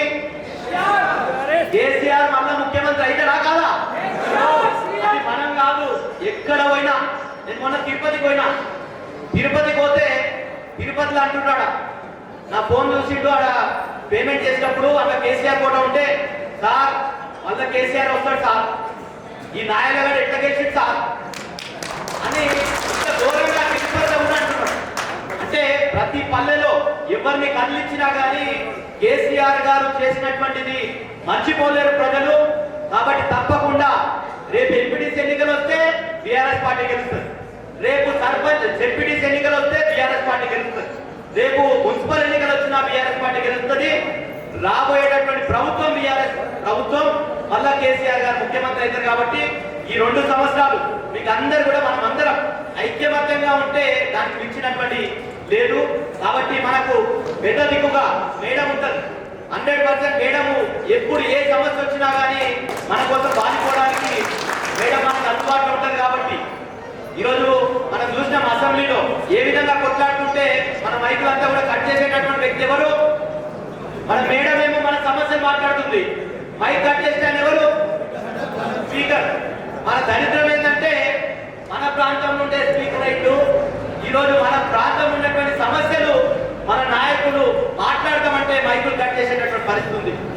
కాబట్టి అది గౌరవ సభ, అసెంబ్లీ కాదని, అది గౌరవ సభ. కాబట్టి మన వాళ్ళందరూ కూడా వాకౌట్ చేసి వచ్చి తప్పకుండా రేపు జరగబోయేటువంటి ఎన్నికల్లో కురుక్షేత్రంలో తేల్చుకుంటాం. తప్పకుండా విజయం టీఆర్ఎస్ పార్టీ భరిస్తుందని చెప్పి తెలియజేస్తూ మీ అందరూ తెలిసినటువంటి వాళ్ళందరూ కూడా పేరు నన్ను మీ అందరికీ అభినందనలు తెలియజేస్తూ ముగిస్తున్నా. జై తెలంగాణ. ధన్యవాదాలన్న. అదేవిధంగా పెద్దలు గౌరవనీయులు జిల్లా వైస్ చైర్మన్ విజయన్న గారిని 4 విషయాలు మాట్లాడారు. ఈరోజు నూతనంగా ఎన్నుకోబడినటువంటి సర్పంచులు, ఉప సర్పంచులు, గెలిచినటువంటి సర్పంచులు, ఉప సర్పంచులు, ఓడిన ఉప సర్పంచులు, సర్పంచులు, అదేవిధంగా ఈ సన్మాన కార్యక్రమానికి ముఖ్య అతిథులుగా విచ్చేసినటువంటి గౌరవనీయులు పెద్దలు, మాజీ మంత్రివర్యులు, మన జిల్లా గౌరవ పెద్దలు సబితా ఇంద్రారెడ్డి మేడం గారికి, అదేవిధంగా మన జిల్లా పార్టీ అధ్యక్షులు గౌరవనీయులు మాజీ ఎమ్మెల్యే లెక్కు ఆనంద్ గారికి, గౌరవనీయులు మాజీ బీసీ కమిషన్ సభ్యులు సుప్రీం పటేల్ గారికి, మాజీ కార్పొరేషన్ చైర్మన్ గౌరవనీయులు నాగేందర్ గౌడ్ గారికి, మండల పార్టీ అధ్యక్షులు వెంకన్న గారికి, నరసింహారెడ్డి గారికి, శ్రీకాంత్ గారికి, విష్ణువర్ధన్ రెడ్డి గారికి, వేదిక మీద ఉన్నటువంటి గెలిచినటువంటి ఓడినటువంటి సభ్యులందరికీ నమస్సుమాంజులు. అయ్యా నేను ఒకటే ఇప్పుడే నరసింహారెడ్డి గారు చాలా అద్భుతమైనటువంటి విషయం చెప్పారు. ఎన్నుకోబడినటువంటి గ్రామ వార్డు సభ్యులు కానీ సర్పంచులు కానీ ఏం చేయాలి, నెహ్రూ గారు ఎట్లా అమెరికా పోయిన తర్వాత అమెరికా ఎట్లా డెవలప్ అయింది, ఇండియా ఎందుకు డెవలప్ కాలేదంటే ఎట్లా చేస్తే డెవలప్ అవుతుందని చెప్తే ఆయన కూడా మన భారతీయుడే. ఇక్కడ నుంచి పోయి అక్కడటువంటి రూల్ డెవలప్మెంట్లో మంత్రిగా పనిచేస్తున్నటువంటి వ్యక్తిని ఆయన రిక్వెస్ట్ చేస్తే ఆయన ఒక కండిషన్ పెట్టిన మాట వినరు మీరు నేను చెప్పినట్టయితేనే వెంటనే నేను వస్తా అని చెప్తే అదే కండిషన్ మీద వచ్చిండు. ఆయన బాధ్యతలు తీసుకున్నాడు, డెవలప్ చేసి. అప్పుడు గ్రామ పంచాయతీ లేదు, సమితిలే ఉన్నాయి. దాని మెంబర్లను ఒక గ్రామానికి ఒక మెంబర్గా తీసుకొని అప్పుడు గ్రామాలను డెవలప్ చేసింది. ఆ సమితికి అన్ని హక్కులు సర్వహక్కులు ఉండేవి. కానీ కాలక్రమేణ అంత రాజకీయ మార్పులు వచ్చినాయి, పరిపాలన పద్ధతుల్లో మార్పులు వచ్చినాయి, ఇవన్నీ జరిగినాయి. కానీ ఇప్పుడు ఇంకొక విషయం చెప్పింది నరసింహారెడ్డి గారు, గౌరవ ముఖ్యమంత్రి మాజీ ముఖ్యమంత్రి గారు కేసీఆర్ గారు 2017లో ఏం చెప్పిండని. ఏం చెప్పిండు అంటే గ్రామాలను అభివృద్ధి చేసుకుంటేనే ఈ దేశం అభివృద్ధి అవుతుంది, ఈ రాష్ట్రం అభివృద్ధి అని చెప్పిండు. దాన్ని కరెక్ట్ అధ్యయనం చేసిన వ్యక్తి ఎవరంటే గౌరవ మాజీ ముఖ్యమంత్రి కేసీఆర్ గారు. ఇప్పుడు సుబ్రహ్మణ్యం గారు చెప్పారు, మన ఊరికి ఏం అవసరం ఉన్నాయి, ఊరు ఎట్లుంది అసలు. ఫస్ట్ ఊరు ఎట్లుంది, ఊరు ఎట్లుండే, దొంగలు ఉండే, కుంటలు ఉండే. అసలు ఇంకోటి ఏంటంటే గ్రామాలన్నీ మారిపోయినాయి. ఒకప్పుడు ఊరంతా భూమి ఉంటుండే, గౌటాన్ భూమి ఉంటుండే, శిరోశంక 3 చేరు భూములు ఉంటుండే, ఊరుకు సంబంధించినటువంటి వీళ్ళ గ్రామకంఠాలు ఉంటుండే. ఇవన్నీ మటమాయమైపోయినాయి. ఎందుకు మటమైపోయినాయి అంటే గ్రామాల్లో వచ్చినటువంటి మార్పులు. భూమి అన్యాక్రాంతమైంది, లేకుంటే చెట్లని పోయినాయి, అడవి నాశనం అయిపోయింది. ఇవన్నీ మూలంగా చాలా వాతావరణంలో కూడా మార్పులు వచ్చినాయి. అకాల వర్షాలు వస్తున్నాయి, అకాల ఎండలు వస్తున్నాయి, అకాలంగా చలి తీవ్రంగా కలుగుతున్నది. ఎంతో దుర్బలమైన పరిస్థితి వచ్చినాయి. దానికి తోడు రకరకాల రోగాలు వస్తున్నాయి ఊరికి. ఆ ఊళ్ళోకి రోగాలు ఉండాలంటే ఏం చేయాలి, అసలు ఊరంతా అభివృద్ధి ఉండాలంటే ఏం చేయాలి, ఊళ్ళో మనుషులు ఉంటే మంచిగా ఉండాలంటే ఏం చేయాలి, ఇవన్నీ అధ్యయనం చేసినటువంటి గొప్ప మానవుడు కేసీఆర్ గారు. అందుకోసమే ఎవరు చేయనటువంటి అసలు గ్రామంలో గ్రామ సర్పంచ్తో పాటు ఒక కమిటీ వేసారు. ఎన్ని కమిటీలు అసలు ఊళ్ళో 8-9 కమిటీలు వేసారు. 9 కమిటీలు వేసి ఆ గ్రామానికి సంబంధించిన విద్యా కమిటీ వేసిండు, పరిశుభ్రత కమిటీ వేసిండు, ఆరోగ్య కమిటీ వేసిండు, పచ్చదనం పరిశుభ్రత కమిటీ వేసిండు. ఇట్లా అన్ని కమిటీలు వేసి ఆ గ్రామాన్ని మెట్టుగా అభివృద్ధి చేయాలనేటువంటి ప్లాన్ రూపొందించుకొని ఊరును అభివృద్ధి చేసినటువంటి ఘనత తెలంగాణ ప్రభుత్వాన్ని. నాకు తెలుసు, మీరు ఇప్పుడే సూపరింటెండెంట్ బాగా బ్రహ్మాండం చెప్పాడు. మైదానాలు ఊరు లేదంటే అప్పుడు జాగ్రత్త చాలా ఉండే, మైదానం లేదు, ఒక మైదానం ఉండాలి. దానికి కావాల్సినటువంటి మైదానాన్ని మనమే రూపొందించుకున్నాం. అదేవిధంగా ఊళ్ళో మొత్తం ఏడపోతే చెట్లు ఉంటుండే, చెట్లని మాయమైనవి. కాబట్టి మనకి పిల్లలందరూ ఆడుకున్న తర్వాత విశ్రాంతి తీసుకోవడం కోసం ఒక ప్రకృతి వనం ఉండాలి అని చెప్పేసి దాన్ని పార్క్, గ్రామీణ పార్కులను తయారు చేసింది. అట్లా వాస్తవ రోగాలు నివారించడం కోసం దోమలతోనే రోగాలు వస్తాయి, మలేరియా వస్తాయి, టైఫాయిడ్ వస్తాయి, రకరకాల రోగాలు వస్తాయి. రోగాలు ఈ దోమలు పోవాలంటే ఏం చేయాలి, నీళ్ళు ఉండకూడదు, మురికి నీళ్ళు ఉండకూడదు. వచ్చిన వర్షంలో వచ్చిన నీళ్ళు ఏం కావాలి, ఇంకుడు గుంతలు తవ్వాలి, ఇంకుడు గుంతలు తవ్వే ప్రోగ్రాము. అయితే మురికి నీళ్ళన్నీ కాలువలు తయారు చేసి ఇంకుడు నీళ్ళు బయటకు వదిలేటువంటి పద్ధతి, అట్లా దోమలు నివారణ చేసేటువంటి పద్ధతి. అట్లా ప్రతిదీ కూడా ఎవరైనా ముఖ్యమంత్రి ఎవరికైనా తెలుసా వీళ్ళకు ఈ దేశంలో మొట్టమొదటిసారిగా గ్రామీణ ప్రాంతంలో కూడా కంటి వెలుగు ప్రోగ్రాం తీసుకొచ్చు. కంటికి జబ్బులు వస్తుంది, 40-50 ఏళ్ళ తర్వాత కంటి చూపు కోల్పోతారు. కాబట్టి ఆ కంటి చూపును మనమే గుర్తించి వరకు కంటి వెలుగు ప్రోగ్రాం పెట్టి ఒక ఊళ్ళో 6 రోజులు 10 రోజులు క్యాంపులు పెట్టి మనకు అద్దాలు ఇచ్చినటువంటి ఘనత తెలంగాణ ప్రభుత్వంది. అదేవిధంగా డయాలసిస్ మంచినీళ్ళు లేక రకరకాల నీళ్ళు తాగి కిడ్నీలు పాడైపోయినటువంటి వాళ్ళకంతా డయాలసిస్ సెంటర్ జిల్లాలో మన వికారాబాద్లో ఒకటి ఉంది, తాండూరులో ఒకటి ఉంది. ఈ 2 డయాలసిస్ సెంటర్లు ఉన్నాయి. లేకుంటే డయాలసిస్ పోవాలంటే పోవాలి, హైదరాబాద్ పోవాలి, చేసుకోవాలి, డబ్బులు ఖర్చు, ప్రయాణ ఖర్చులు ఇవన్నీ ఉంటుండే. ఇవన్నీ నివారించడం కోసమే తను ఆ రోజుల్లో పట తన బోధకాలం కోసం దోమలతో వస్తుంది. బోధకాలంలో కూడా వాళ్ళకు పెన్షన్లు ఇచ్చిండు. అంతా తెలంగాణ గ్రామీణ ప్రాంతంలో ఉన్నటువంటి ప్రజలకు వస్తున్నటువంటి సమస్యలు, వాటి పరిష్కార మార్గాలను కూడా తెలంగాణ ప్రభుత్వం చూపించింది. అది మనకు ఎవరికి తెలియదు వాస్తవంగా. అది చెప్పుకోలేకపోయినాం. ఎందుకు చెప్పుకోలేకపోయినామంటే మనకు రైతు బంధు వస్తుందా లేదా, రైతు బీమా వస్తుందా లేదంటే చూసినాం. కానీ మనకు అసలు వచ్చే సమస్యలు ఏవైతున్నాయో ఆ సమస్యలన్నిటి కూడా తెలంగాణ ప్రభుత్వం గుర్తించింది. దానికి మూలకర్త గౌరవనీయులు మాజీ ముఖ్యమంత్రి గారు. అట్లా గుర్తించి వాటి పరిష్కార మార్గాలు కూడా మనతో చేయించింది. దానికి ప్రభుత్వం అండగా ఉన్నది, మంత్రులు అండగా ఉన్నారు, ఎమ్మెల్యేలు అండగా ఉన్నారు. ఆ రోజు గ్రామ సర్పంచులు, ఎంపీటీసీలు అండగా ఉన్నారు. వాళ్ళ ద్వారానే ఈ సమస్యలన్నీ పరిష్కరించుకోవడం కోసం మనమంతా ప్రయత్నం చేసినాం. కాబట్టి మనం ఎప్పుడు తగాపోయినామంటే ఎప్పుడు మోసపోయినాం. ఈ దగాబాజీ కాంగ్రెస్ ప్రభుత్వం చేసినటువంటి మోసపు వాగ్దానాలు నమ్మి, మోసపు మాటలు నమ్మి మోసపోయి మన ప్రభుత్వాన్ని మనమే దించుకున్నాం. దొంగల చేతుల్లో అధికారం పెట్టినాం. అయినా ఇప్పటికైనా నిలిచిపోయింది ఏం లేదు. 2 సంవత్సరాలు జరిగిపోయింది. 2 సంవత్సరాల్లో ఒరిగింది ఏం లేదు. ఇచ్చిన హామీ ఏ ఒక్కటి కూడా అమలు జరగలేదు. కాబట్టి ఇక 2 సంవత్సరాలు వాళ్ళ పరిపాలన. రేపు జరగబోయేటువంటి మున్సిపల్, జెడ్పీటీసీ, ఎంపీటీసీ ఎన్నికల్లో మన సింబల్ ఉంటుంది. మనమందరం కూడా మన గ్రామంలో ఉంటేనే మనం వేస్తాం ఓట్లు, పట్టణంలో ఉంటే మన అన్నదమ్మలే ఉంటారు, ఊళ్ళల్లో ఉంటారు. కాబట్టి వాళ్ళకి దగ్గరికి పోయి మద్దతు ఇచ్చి మన గుర్తును గెలిపించుకొని ఈ కాంగ్రెస్ పార్టీకి బుద్ధి చెప్పాలని చెప్పి తెలియజేస్తూ, గెలిచినటువంటి వాళ్ళ సభ్యులకందరికీ మరొకసారి వందనం, శుభం బోధం తెలియజేస్తూ సెలవు తీసుకుంటున్నాను. జై తెలంగాణ, జై కేసీఆర్. ధన్యవాదాలు. అదేవిధంగా పెద్దలు గౌరవనీయులు ఆపరేషన్ మాజీ చైర్మన్ నాగేంద్ర గౌడ్ సార్ గారు మాట్లాడారు.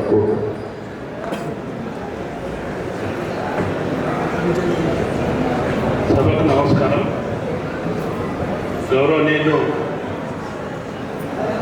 ఈ యొక్క కార్యక్రమం ముఖ్య అతిథులు,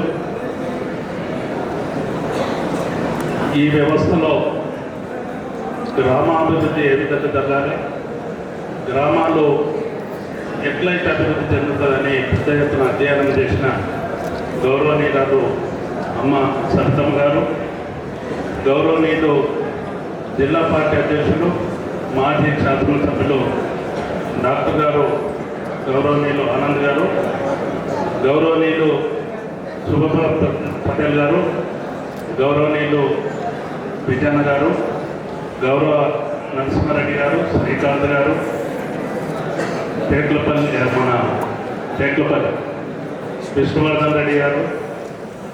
అయితే ఇక్కడ ఏంటంటే ఎవరు గెలిచినా దగ్గర 1000 మెజార్టీతో గెలిచారు.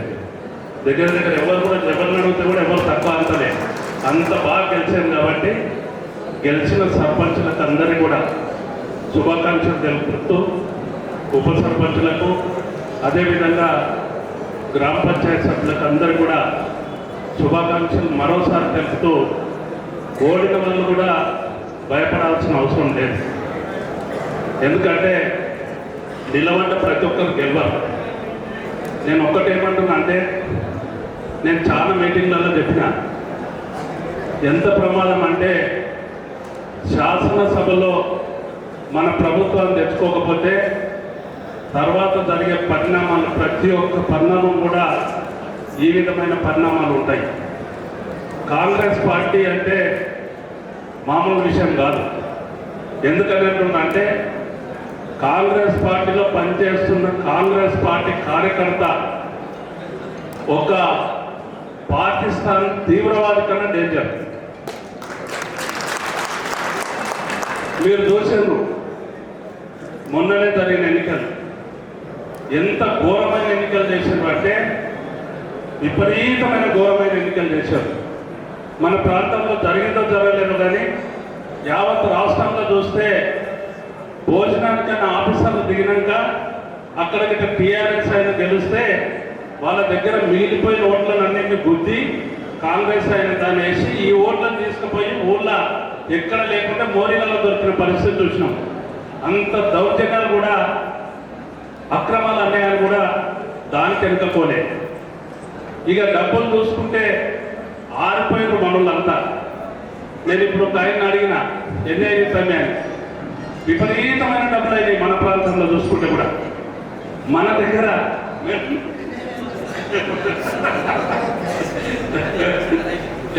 లేదు అయితే నేను అజిత్ నగర్ దగ్గర మొయినాబాద్ మండలిని అడిగిన, ఎంత ఇచ్చినావు మా ఊరైన ఒక పిల్లలు డాక్టర్ ఆడ పోయి హాస్పిటల్ పెట్టుకున్నాడు. ఆయనతో 4 ఓట్లు ఉంటాయి. 450లో 2 లక్షలు వచ్చినాయి. 50,000 ఒక ఓటు పోయి. అంటే నేను వాస్తవాలు ఎందుకంటే మనమే ఉన్నాం కాబట్టి చర్చ చేస్తున్నా. ఎంత ఘోరాధిఘోరమైపోయింది ప్రజాస్వామ్యం అంటే, నేను అందుకే చెప్తా ఉంటా, ప్రజాస్వామ్యాన్ని కాంగ్రెస్ హస్తం లోపల, కాంగ్రెస్ ఆధీనం లోపల ప్రజాస్వామ్యం దుర్వినియోగం అయితే తప్ప ఎక్కడ సద్వినియోగం కాదు అని నేను చెప్తా ఉన్నాను.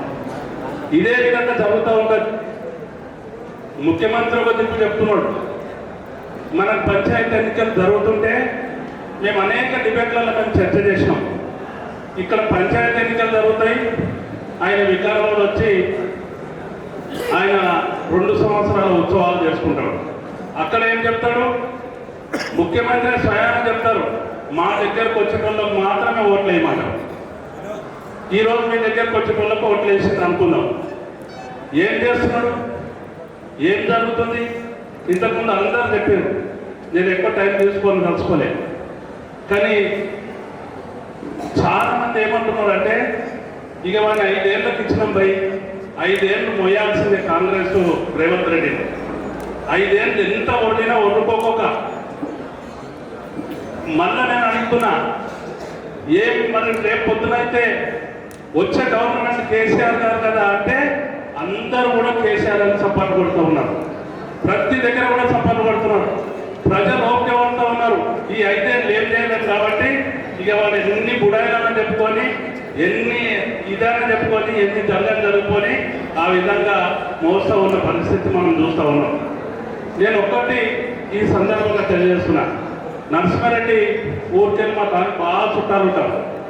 చాలా మంది చెప్తుంటారు అక్కడ అయినా డెవలప్మెంట్. నేను కూడా అక్కడికి వస్తుంటాను, నవాపేట మీదకి వెళ్ళి వస్తుంటే ఎంత డెవలప్ జరిగిందంటే దాని గురించి ఆయన క్లియర్గా చెప్పడం జరిగింది. అట్లానే దాన్ని ఆదర్శంగా తీసుకోవాల్సిన అవసరం ఉన్నది.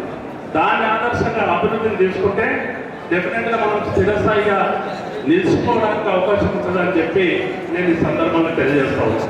సర్పంచ్ మిత్రులతో అందరితో కూడా ఆ విధంగా తెలియజేస్తాను. ఇంకొక విషయం ఏంటంటే, బీఆర్ఎస్ పార్టీ ఉంటే ఏమో చేస్తారు అనుకునేది కూడా కల్లా ఏం చేయలేరు. సర్పంచుని ఏ ముఖ్యమంత్రి ఎవరేం చేయలేరు, ఎవరేం చేయలేరు, ఏ రకంగా కూడా ఏం చేయలేరు. ఎందుకంటే ఆయనే ఊరికి ప్రథమ పౌరుడు, ప్రజాస్వామ్య బద్దంగా గెలిచిన వ్యక్తి. ఎవరు కూడా ఏం చేయలేని పరిస్థితి ఉంటుంది. ఒకవేళ చేస్తే మేమందరం ఉన్నాం, మేడం నాయకత్వాన మేమందరం కూడా 30 ఏళ్ళు 40 ఏళ్ళ నుంచి పంచాయతీ రాజునే పనిచేస్తున్నాం. మండల ప్రెసిడెంట్తో సహా అన్నింటిలో కూడా మేము అన్ని చూసినాం, అన్ని లెక్కలు ఉన్నాయి, అన్ని కథలు. మరి అట్లా నేను మేడం యాడ్ చేస్తున్నది. నేను నవపేట మండల ప్రెసిడెంట్ ఉన్నప్పుడు బాపిరాజు వచ్చింది మేడం మనకి. బాపిరాజు అని మీసాకుంటుండే పెద్దగా. హెల్త్ మినిస్టర్ వచ్చి హాస్పిటల్ ఓపెనింగ్కి వస్తే నేను మా ఉన్న సర్పంచ్లను మా లీడర్లను అందరూ తెచ్చి నా మండల ఆఫీస్లో కూర్చోబెట్టుకున్నా. కాంగ్రెస్ వాళ్ళు వచ్చి మా దగ్గర బతిలాడారు, జరసేపటి ధోని వీళ్ళందరూ వస్తేనే మంది ఉంటారు అని చెప్పి. అంటే మనం పోయిందాక అలా ఇనాగ్రేషన్ చేసే పరిస్థితి ఆ రోజు ఉండే. అందుకని ఒక్క గ్రామ పంచాయతీ సర్పంచ్ అనుకుంటే గ్రామానికి అడుగు పెట్టాలంటే కూడా గ్రామ పంచాయతీ సర్పంచ్ పర్మిషన్ లేని, ఇష్టం లేని పెట్టే పరిస్థితి ఉండదు. కాబట్టి ఎవరికి ఏం కాదు, ఏం జరగదు. ఇది అపోహపడుతూ ఉన్నారు. రేవంత్ రెడ్డి ప్రభుత్వం చూస్తున్నాక 2.5 ఏళ్ళు అయిపోయింది. ఇక ఇంకొకసారి అక్కడిక్కడ యాత్రలు పోయి వచ్చి ఇవన్నీ అయిపోయిన కలనే ఆయన ప్రభుత్వం దగ్గరికి వస్తుంది. మళ్ళీ ఎమ్మెల్యే ఎలక్షన్స్ వస్తుంది. మళ్ళీ గవర్నమెంట్లో అయితే ఏ పరిస్థితిలో కూడా ఎన్ని కథలు ఉన్నా కూడా, ఎన్ని పైసలు వచ్చినా కూడా, ఎన్ని రకాలుగా చేసినా కూడా మళ్ళీ రేవంత్ రెడ్డి గారు కాంగ్రెస్ ప్రభుత్వం వచ్చే మాట లేదు. కేసీఆర్ గారే మళ్ళా సింహం లెక్క ముఖ్యమంత్రి అవుతాడు.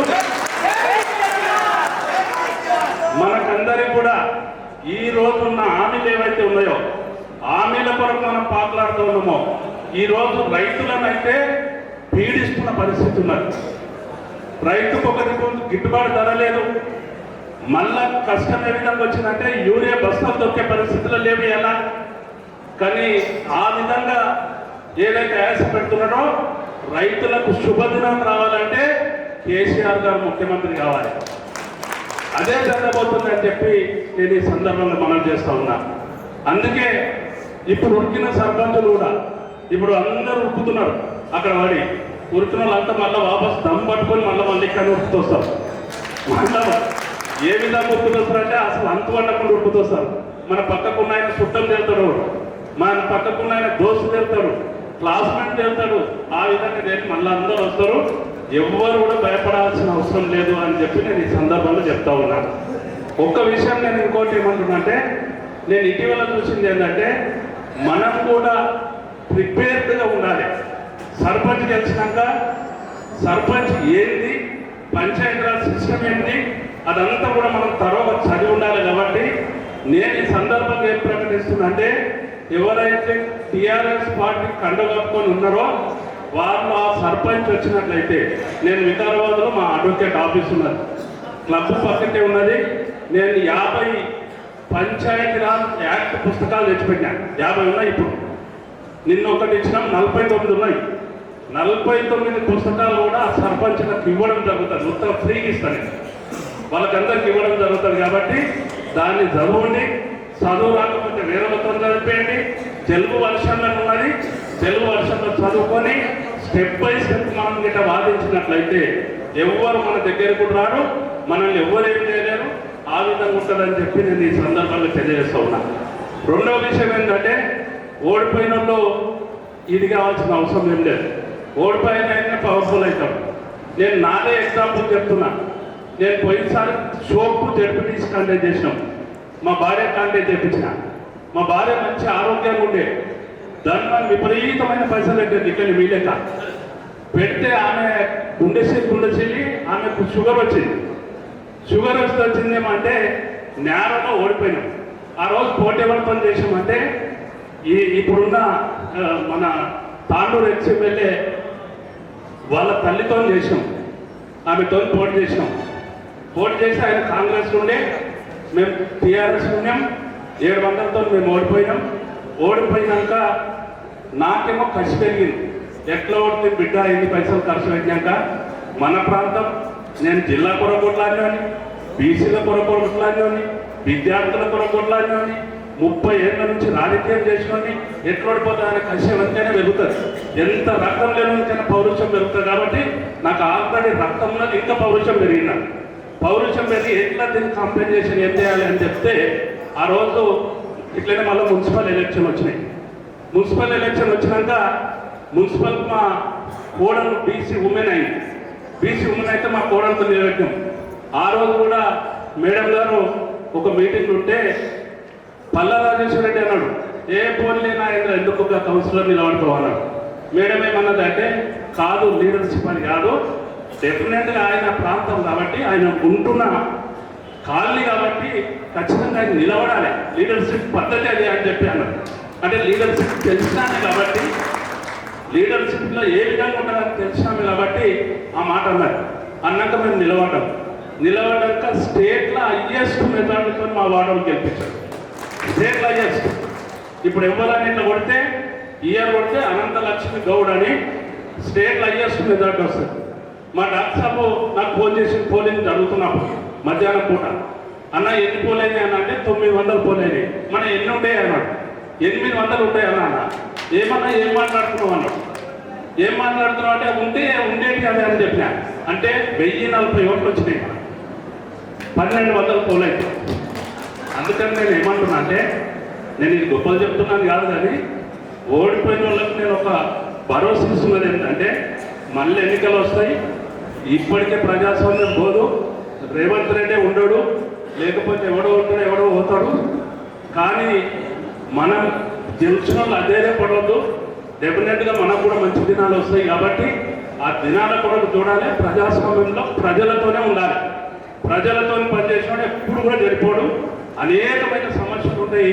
ఆ సమస్యల మీద మనము పోరాటం చేసినట్లయితే మనకు ఒక వేదిక ఉన్నది, బ్రహ్మాండమైన వేదిక ఉన్నది. టీఆర్ఎస్ పార్టీ కేసీఆర్ గారి నాయకత్వంలో, కేటీఆర్ గారి నాయకత్వం లోపల, హరీష్ రావు గారి నాయకత్వం లోపల మన జిల్లాలో మంచి వర్కరు మనకు మేడం గారు దొరికింది. మేడం గారు ఉన్నది. ఆమె నాయకత్వం లోపల మనకు ఆనంద్ గారు శాసనసభ్యులుగా పనిచేసిన అనుభవం ఉన్నది. కాబట్టి యువకుడు ఉన్నాడు. కాబట్టి వాళ్ళ నాయకత్వం లోపల బ్రహ్మాండంగా మన ప్రాంతం లోపల పనిచేద్దాం. మనం అందరం కూడా తిప్పులపడదాం, గెలుద్దాం. ఆ విధంగా ముందుకెళ్దామని చెప్పి మరోసారి అందరికీ కూడా విజ్ఞప్తి చేస్తూ ఈ అవకాశం ఇచ్చిన మీ అందరికీ కూడా ధన్యవాదాలు తెలుపుకుంటూ తెలియజేస్తున్నాను. జై తెలంగాణ. ధన్యవాదాలన్నా. అదేవిధంగా పెద్దలు గౌరవనీయులు మన వికారాబాద్ మాజీ శాసనసభ్యులు, మన వికారాబాద్ బీఆర్ఎస్ పార్టీ అధ్యక్షుడు అనంత్ సార్ గారు మాట్లాడాలని కోరుతున్నాను. ఆకలి అవుతుంది అందరికీ, నాకైతే అవుతుంది. ఏంటి కాంగ్రెస్ వాళ్ళ గురించి మాట్లాడుతున్నాను కదా, నిద్రపోయేవాళ్ళు కూడా జర లేవాలా. జై తెలంగాణ, కేసీఆర్ గారి నాయకత్వం, కేటీఆర్ గారి నాయకత్వం, సబితమ్మ నాయకత్వం.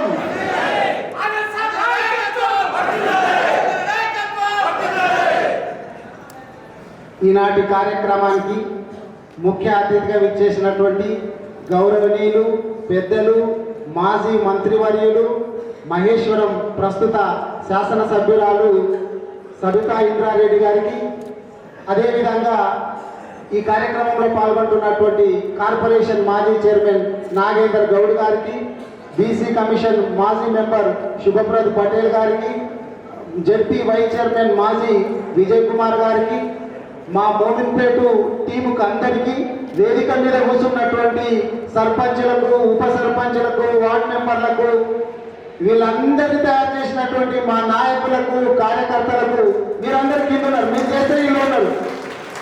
వీళ్ళతో పాటు మీడియా మిత్రులందరికీ కూడా పేరు పేరున నమస్కారాలు, ధన్యవాదాలు తెలియజేస్తా ఉన్నాను. అందరూ అన్ని విషయాలు చెప్పారు. లాస్ట్కి చెప్పే వాళ్ళకి ఎప్పుడైనా కానీ వాళ్ళు చెప్పినే మళ్ళీ చెప్పాల్సింది ఉంటుంది. వినబుద్ధి కాదు, మీరు ఆల్రెడీ విన్నారు. ఆల్రెడీ ఏముండదు. మేడం అంటే దాదాపు ఇప్పుడు 25 ఏళ్ళ నుంచి ప్రత్యక్ష రాజకీయాలలో ఉన్నారు. మేడం చెప్పగలుగుతారు కదన్నా, కానీ నా పరిస్థితి కుడిదిన పట్టేలాగా అయింది. ఇప్పుడు అన్ని చెప్పేసాను, కానీ అయినా చెప్పాలి కాబట్టి ఏదో 2 ముక్కలు చెప్తా. సర్పంచ్గా ఏం అధికారాలు ఉంటాయనేటటువంటిది అన్న నాగేంద్ర అన్న కూడా మీకు చెప్పారు, నరసింహారెడ్డి గారు చెప్పారు. మీరు మీ గ్రామంలో ఏ కార్యక్రమం జరిగినా కానీ ఎమ్మెల్యే ఉన్నా లేకున్నా, ఏ పార్టీ వాళ్ళైనా, ఎమ్మెల్యే కాదు, ఎంపీ కాదు, ముఖ్యమంత్రి గారు కాదు, చివరికి ప్రధానమంత్రి వస్తే కూడా అక్కడ అందరినీ కూర్చోబెట్టేది మీరే, మీ అధ్యక్షతనే జరుగుతుంది అక్కడ. ఇది గుర్తుపెట్టుకోవాలి, చాలా పవర్ఫుల్ పోస్ట్. చాలా మంది సర్పంచ్ అనుకుంటే ఏముంటుంది అనేది తెలియకపోవచ్చు. ఇందాక నాగేంద్ర బుక్కులు ఇస్తా అన్నాడు, నిజంగా కూడా చదువుకోవాలా. చదువుకుంటే ఏంటంటే మాకు ఏమి అధికారాలు ఉన్నాయి, ఎవరన్నా మా దగ్గరికి వేరే నియోజకవర్గం నుంచి కానీ రాష్ట్రం నుంచి కానీ వస్తే కూడా మీరు లేకుండా కార్యక్రమం చేయడానికి ఉండదు. సర్పంచులందరూ కూడా గుర్తుపెట్టుకోవాల్సింది, మీ అధ్యక్షతనే ఏం కార్యక్రమం అయినా కానీ జరుగుతుంది. మీరు అందరూ గుర్తుపెట్టుకోవాలి. అయితే ఇప్పుడు జాతీయ స్థాయిలో అవార్డు పొందినటువంటి చీమందరి గురించి చెప్పారు, కానీ మన దగ్గర అందరి దగ్గర నరసింహారెడ్డి దగ్గర ఉన్న పైసలు ఉండకపోవచ్చు. కానీ మీ దగ్గర ఎంత ఉంటుందో మీ ఫండ్కు సంబంధించి అంతవరకు మాత్రమే మీ గ్రామాన్ని తీర్చిదిద్దొచ్చు. ఒక మంచి మాట ఏం చెప్పిండంటే, మీ పక్కన వెంచర్లు అవుతుంటాయి కదా, వెంచర్లు అవుతుంటే మీకు ఎంతమందికి అర్థమైందో కానీ దాని నుంచి మనం ఏదో ఆశించకుండా మన గ్రామ పంచాయతీకి పైసలు కట్టించుకుంటే దాంతో కూడా డెవలప్ చేయొచ్చు అనేటటువంటి విషయాన్ని చెప్పి మనం దృష్టిలో పెట్టుకోవాలి. అదొక మంచి మాట. మీ అందరూ కూడా తెలుసు, వికారాబాద్లో ఎన్ని వెంచర్లు జరుగుతున్నాయి, చాలా వెంచర్లు జరుగుతున్నాయి, కానీ ఎవరిని ఇట్లా టచ్ కూడా చేయలేదు. నేను ఎమ్మెల్యే కూడా ఎవరినైనా కూడా చెప్పొచ్చు, ఇక్కడ ఇన్ని వెంచర్లలో ఏమన్నా ఆనంద్ ఫోన్ చేసిందా, టచ్ చేసిందా అని చెప్పి మీరు ఎక్కడ కూడా అడగచ్చు. ఒక్కరిని ముట్టను కూడా ముట్టలేదు. మీరు అందరూ కూడా గుర్తుపెట్టుకోవాలా. మనకు కేసీఆర్ గారు వచ్చిన తర్వాత గ్రామ పంచాయతీకి నిధులు ఎట్లుండో తెలుసు. ప్రతి ఊర్లో కూడా ఇప్పుడు మీకు ఏం పని ఉన్నదంటే, కేసీఆర్ గారి పీరియడ్ లోపల ఏవైతే మంచిగా ఉన్నటువంటి పల్లెలు మళ్ళా మరుగున పడ్డాయో మీరు దాన్ని మళ్ళా వెలుగులోకి తీసుకురావాల్సినటువంటి అవసరం ఉన్నది. పాపము రేవంత్ రెడ్డి గారు చెప్పినటువంటి మాటనైతే ఏమన్నాడు అంటే నేను 3 రంగుల జెండా ఎగిరేసి ఆనాటి రోజులు తీసుకొస్తా అన్నాడు. ఆనాటి రోజులు మాత్రం మంచిగా తీసుకొని వస్తున్నాడు. తీసుకొస్తున్నాడా లేదా? మీరు ఏదైనా తీసుకోండి. కేసీఆర్ గారు మంచినీళ్ళు ఇంటింటికి రోజు ఇస్తే మళ్ళా కూడా కాక నీళ్లు చక్కగా రాక మన మహిళలందరూ ఆడవాళ్ళందరూ బిందెలు తీసుకొని రోడ్ల మీదకి వచ్చే పరిస్థితి ఉన్నది. అరే కేసీఆర్ గారు ఇచ్చినటువంటి నీళ్లను నీకు మెయింటైన్ చేయడానికి కూడా శాత కాకపోతే ఎట్లా చెప్పు? కరెంటు కూడా చూస్తున్నాం.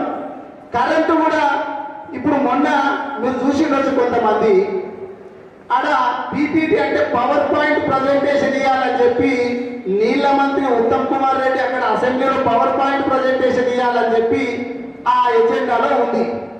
వాళ్ళు ముందే ఏం చేసింది తెలుసా? వాళ్ళ కరెంటు మీద ఎంత నమ్మకం ఉన్నదని చెప్పడానికి ఒక్కటే ఉదాహరణ ఏంటంటే అసెంబ్లీలకు పెద్ద జనరేటర్ తెచ్చి పెట్టుకున్నారు. ఎందుకంటే కరెంటు ఎప్పుడు పోతుందో మా కరెంటు మాకే దిక్కులేదు, కరెంటు కింద పోతే ఇజ్జత్ పోతుంది అని చెప్పి పెద్ద జనరేటర్ తీసుకొచ్చి అసెంబ్లీలో పెట్టుకున్నారు. గంత నమ్మకం ఉన్నదంటే ఆనాటి రోజులను మళ్ళా రేవంత్ రెడ్డికి ఇట్లా తీసుకొని వస్తున్నారు. అయితే ఇప్పుడు మీరు చేయాల్సిన పని ఏంది? గ్రామ పంచాయతీలు అంటే కేసీఆర్ గారి పీరియడ్ లోపల నర్సరీ మంచిగా పచ్చగా ఉండే, చాలా చోట్ల నర్సరీలు అంతా ఎండిపోయినాయా లేదా? అవి మీరు మళ్ళా మంచిగా చేయాలి. చెత్త తీసే కార్యక్రమం బంద్ అయింది. కేసీఆర్ గారి పీరియడ్ లోపల రోజు తీసే చెత్త కార్యక్రమం బంద్ అయింది. ఇప్పుడు మీరు మళ్ళా షురూ చేయాలి. కేసీఆర్ గారు ఏమేమి తీసుకొచ్చినా ఇప్పుడు మళ్ళా స్టార్ట్ చేస్తే సరిపోతుంది. మీరు పల్లెలన్నీ కూడా పచ్చగా అవుతాయి. ఇక కేసుల గురించి కూడా చెప్పాలా? వికారాబాద్ నియోజకవర్గంతో పాటు తెలంగాణ రాష్ట్రం మొత్తంలో కూడా మనం అధికారంలో ఉన్నప్పుడు ఏమనుకున్నామంటే అందరు మనోళ్ళపై ఏం కాదు, అందరికి అన్ని పనులు చేసి పెడదాం. నేను ఎమ్మెల్యేగా ఉన్నప్పుడు కూడా పక్క పార్టీలు వచ్చి కూడా సీఎం రిలీఫ్ ఫండ్ తీసుకొని పోయి ఉన్నారు. మరి ఇప్పుడు మనోడికి సీఎం రిలీఫ్ ఫండ్ కావాలంటే మనోని విధంగా తీసుకుపోయాడ పేపర్లను ఇస్తే తీసి పక్కన పెడుతున్నానంట. మనమందరం కూడా యాది పెట్టుకోవాలా? నేను మొన్ననే రోహిత్ రెడ్డి నేను ఎస్పీని కలిసినప్పుడు చెప్పిన, మీరు చాలా మంది వినుంటారు, ఇన్నరో నాకు తెలియదు, కానీ ఎస్పీని కలిసినప్పుడు అక్కడ చెప్పినాం మన మీద కేసులు పెడుతున్నారు కాంగ్రెస్ వాళ్ళు, మేము అన్ని కూడా మాకు మీరే నేర్పిస్తున్నారు, రేపు మేము వచ్చినాక ఎట్లా చేయాలో మనకు కాంగ్రెస్ వాళ్ళు నేర్పిస్తున్నారు, మీకు వడ్డీతో సహా మేము చెల్లిస్తామని చెప్పి ఆ రోజు చెప్పినాం. మీరు గుర్తుపెట్టుకోవాల్సింది ఒక్కటే ఏంటంటే ఇప్పుడు ఎందుకంటే మనోళ్ళు కాంగ్రెస్ వాళ్ళు కొట్లాడినా కానీ మనోళ్ళనే కాంగ్రెస్ వాళ్ళు కొట్టే కానీ కంప్లైంట్ తీసుకొని పోయి పోలీస్ స్టేషన్లు ఇస్తే చాలా చోట్ల మళ్ళీ మనోళ్ళ మీదే ఉల్టా కేసు చేస్తున్నారు. ఇది చాలా చోట్ల జరుగుతున్నది.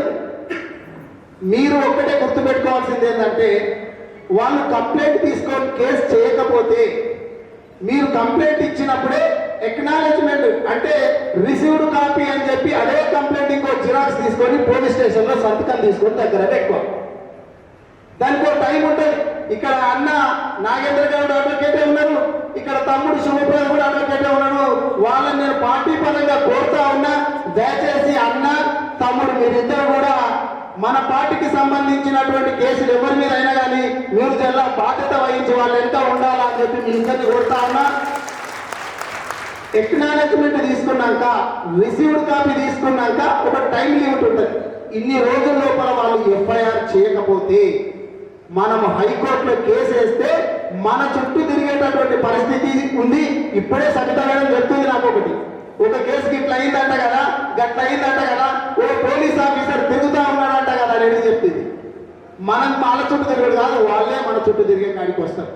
మీరందరూ గుర్తుపెట్టుకోవాల్సింది ఏంటంటే రిసీవ్డ్ కాపీ మాత్రం కంపల్సరీ వాళ్ళు ఇవ్వాల్సిందే. ఒకవేళ ఇక్కడ పోలీస్ స్టేషన్లో ఇవ్వలేడు అనుకో, డిఎస్పీకి కంప్లైంట్ ఇచ్చి అక్కడ తీసుకోవచ్చు. అక్కడ కూడా ఇవ్వలేదనుకో ఎస్పీ గారికి ఇచ్చి మనం అక్కడ కంప్లైంట్ తీసుకోవచ్చు. నాకు తెలిసినంత వరకు ఎస్పీ గారు అయితే కొంచెం నిక్కచ్చిగా ఉండేటటువంటి మహిళా మేడం అని నేను విన్నా. కాబట్టి మీ అందరికీ అండగా ఉండేటటువంటి బాధ్యత మేము తీసుకుంటాం. కాంగ్రెస్ పార్టీ వాళ్ళు ఎన్ని అరాచకాలు చేసినా నాకు మర్పల్లిలో నా మీద ఏమని పెట్టి కేసు వేసింది. ఒక మొమిపేటని కేసు కానట్లు నాకు చూస్తుంటే రేపు పొద్దున చేస్తారంట. చేస్తే నేను ఏముంటుంది చెప్పు, మర్పల్లిలో కేసు అయింది, వికారాబాద్లో 2 కేసు అయింది, దారుల్లో కేసు అయింది. నేను మాత్రము కాంగ్రెస్ మాజీ ఎమ్మెల్యే మీద ఒక్కసారి కూడా కేసు పెట్టేయలేకుంటే మాని నా మీద మాత్రం ఇప్పటికే ఏవన్లు 4-5 చేసి పెట్టారు. చేసుకొని ఆయన మ్యాక్సిమం చేస్తే ఏం చేస్తారు మీరు? ఈ 2-3 ఏళ్ళు చేస్తారు. 2-3 ఏళ్ళ తర్వాత ఎవరు ఉంటారు? మళ్ళా గౌరవ ముఖ్యమంత్రి కేసీఆర్ గారు వచ్చేది. కేసీఆర్ గారు వచ్చిన తర్వాత మీ అందరినీ చరిత్ర రాసినటువంటి పింకు బుక్ బయటికి తీస్తాము, మీకు వడ్డీతో సహా మేము చెల్లిస్తాం. అప్పుడేమో మేము సామరస్యంగా పోయినాం. మాకు పైనుంచి కూడా అట్లాగే ఉండే తెలుసా. కేసీఆర్ గారు కూడా అదే అన్నాడు, డెవలప్మెంట్ మీద దృష్టి పెట్టండి, డెవలప్మెంట్ మీద దృష్టి పెట్టండి, కక్షలు ఇవన్నీ వద్దు అని చెప్పి. లేకుంటే కేసీఆర్ గారు కేటీఆర్ గారు అనుకుంటే కూడా అప్పటి పిసిసి అధ్యక్షుడు ఉన్నటువంటి రేవంత్ రెడ్డి గారికి అంత ఫ్రీగా తిరిగి మీటింగ్లు పెట్టేటటువంటి వాడేనా? మన వాళ్ళు అనుకుంటే కాంగ్రెస్ పార్టీ నాయకులు మిగిలేటటువంటి వాళ్ళ. కాబట్టి మీరందరూ గుర్తుపెట్టుకోండి, మీకు ఎక్కడ చిన్న ఇబ్బంది అయినా ఇక్కడ మోమిన్పేటలో ఉన్నటువంటి మన బీఆర్ఎస్ నాయకత్వం ఉంటుంది, నేనుంటా, సబితా మేడం ఉంటుంది. మీరందరూ కూడా గుర్తుపెట్టుకొని మీరందరూ నికార్సుగా ఉండండి. కొంతమంది తెలియక అరే కాంగ్రెస్ పార్టీలో పోతేనే గ్రామ పంచాయతీకి వచ్చేటటువంటి పైసలు వస్తాయంట, లేకపోతే గ్రామ పంచాయతీకి రావంట అనే భ్రమలో కొంతమంది వాళ్ళు కనిపిస్తుందంట కాంగ్రెస్. అట్లుండదు. గ్రామ పంచాయతీకి బాస్ నువ్వే. ఏ పార్టీ సర్పంచ్ అయినా ఆ గ్రామ పంచాయతీకి రావాల్సినటువంటి నిధులు టంచన్గా గ్రామ పంచాయతీ అకౌంట్లో పడాల్సిందే. పడకపోతే ఏదన్నా కారణం చేత ఆగిపోతే మాకు చెప్పండి, మీ ఎంబడి నుండి మీ గ్రామ పంచాయతీలో డబ్బులు వేపించినటువంటి బాధ్యత మేము తీసుకుంటామని చెప్పి సర్పంచులు అందరూ కూడా తెలియజేసుకుంటూ, ఇప్పుడే ఇందాక సవిత మేడం చెప్తా ఉన్నారు, గతం లోపల ఉప ఎన్నిక జరిగినప్పుడు ఇక్కడ వికారాబాద్ నియోజకవర్గంలో ఊరూరు గల్లీ తిరిగారు. తనకు ఈ ఊరు పరిచయం ఉంది, ఆ ఊరు పరిచయం లేదనేది ఏం లేదు. మీకు తొందర లోపల ఎంపీటీసీ జడ్పీటీసీ ఎలక్షన్లు వస్తాయి, దానికంటే ముందు మున్సిపాలిటీ ఎలక్షన్లు వస్తున్నాయి. నేను మళ్ళా ఇంతకు ముందే గతంలో మేడం రిక్వెస్ట్ చేసిన, మళ్ళీ సభాముఖంగా రిక్వెస్ట్ చేస్తున్నా, అమ్మా మీరు మాకు వీలైనంత టైము ప్రతి మండలానికి మున్సిపాలిటీకి ఇవ్వండి. మీ ఆధ్వర్యం లోపల మేము గతం లోపల నేను ఎమ్మెల్యేగా ఉన్నప్పుడు గత చరిత్రలో ఎప్పుడు లేనంత 34 కౌన్సిలర్లకు 25 కౌన్సిలర్లు గెలుచుకున్నాం గతం లోపల. గతంలో ఎప్పుడు జరగలేదంట. కాంగ్రెస్ పార్టీ వాళ్ళు మినిస్టర్లు కూడా ఉంటే కూడా జరగలేదంట.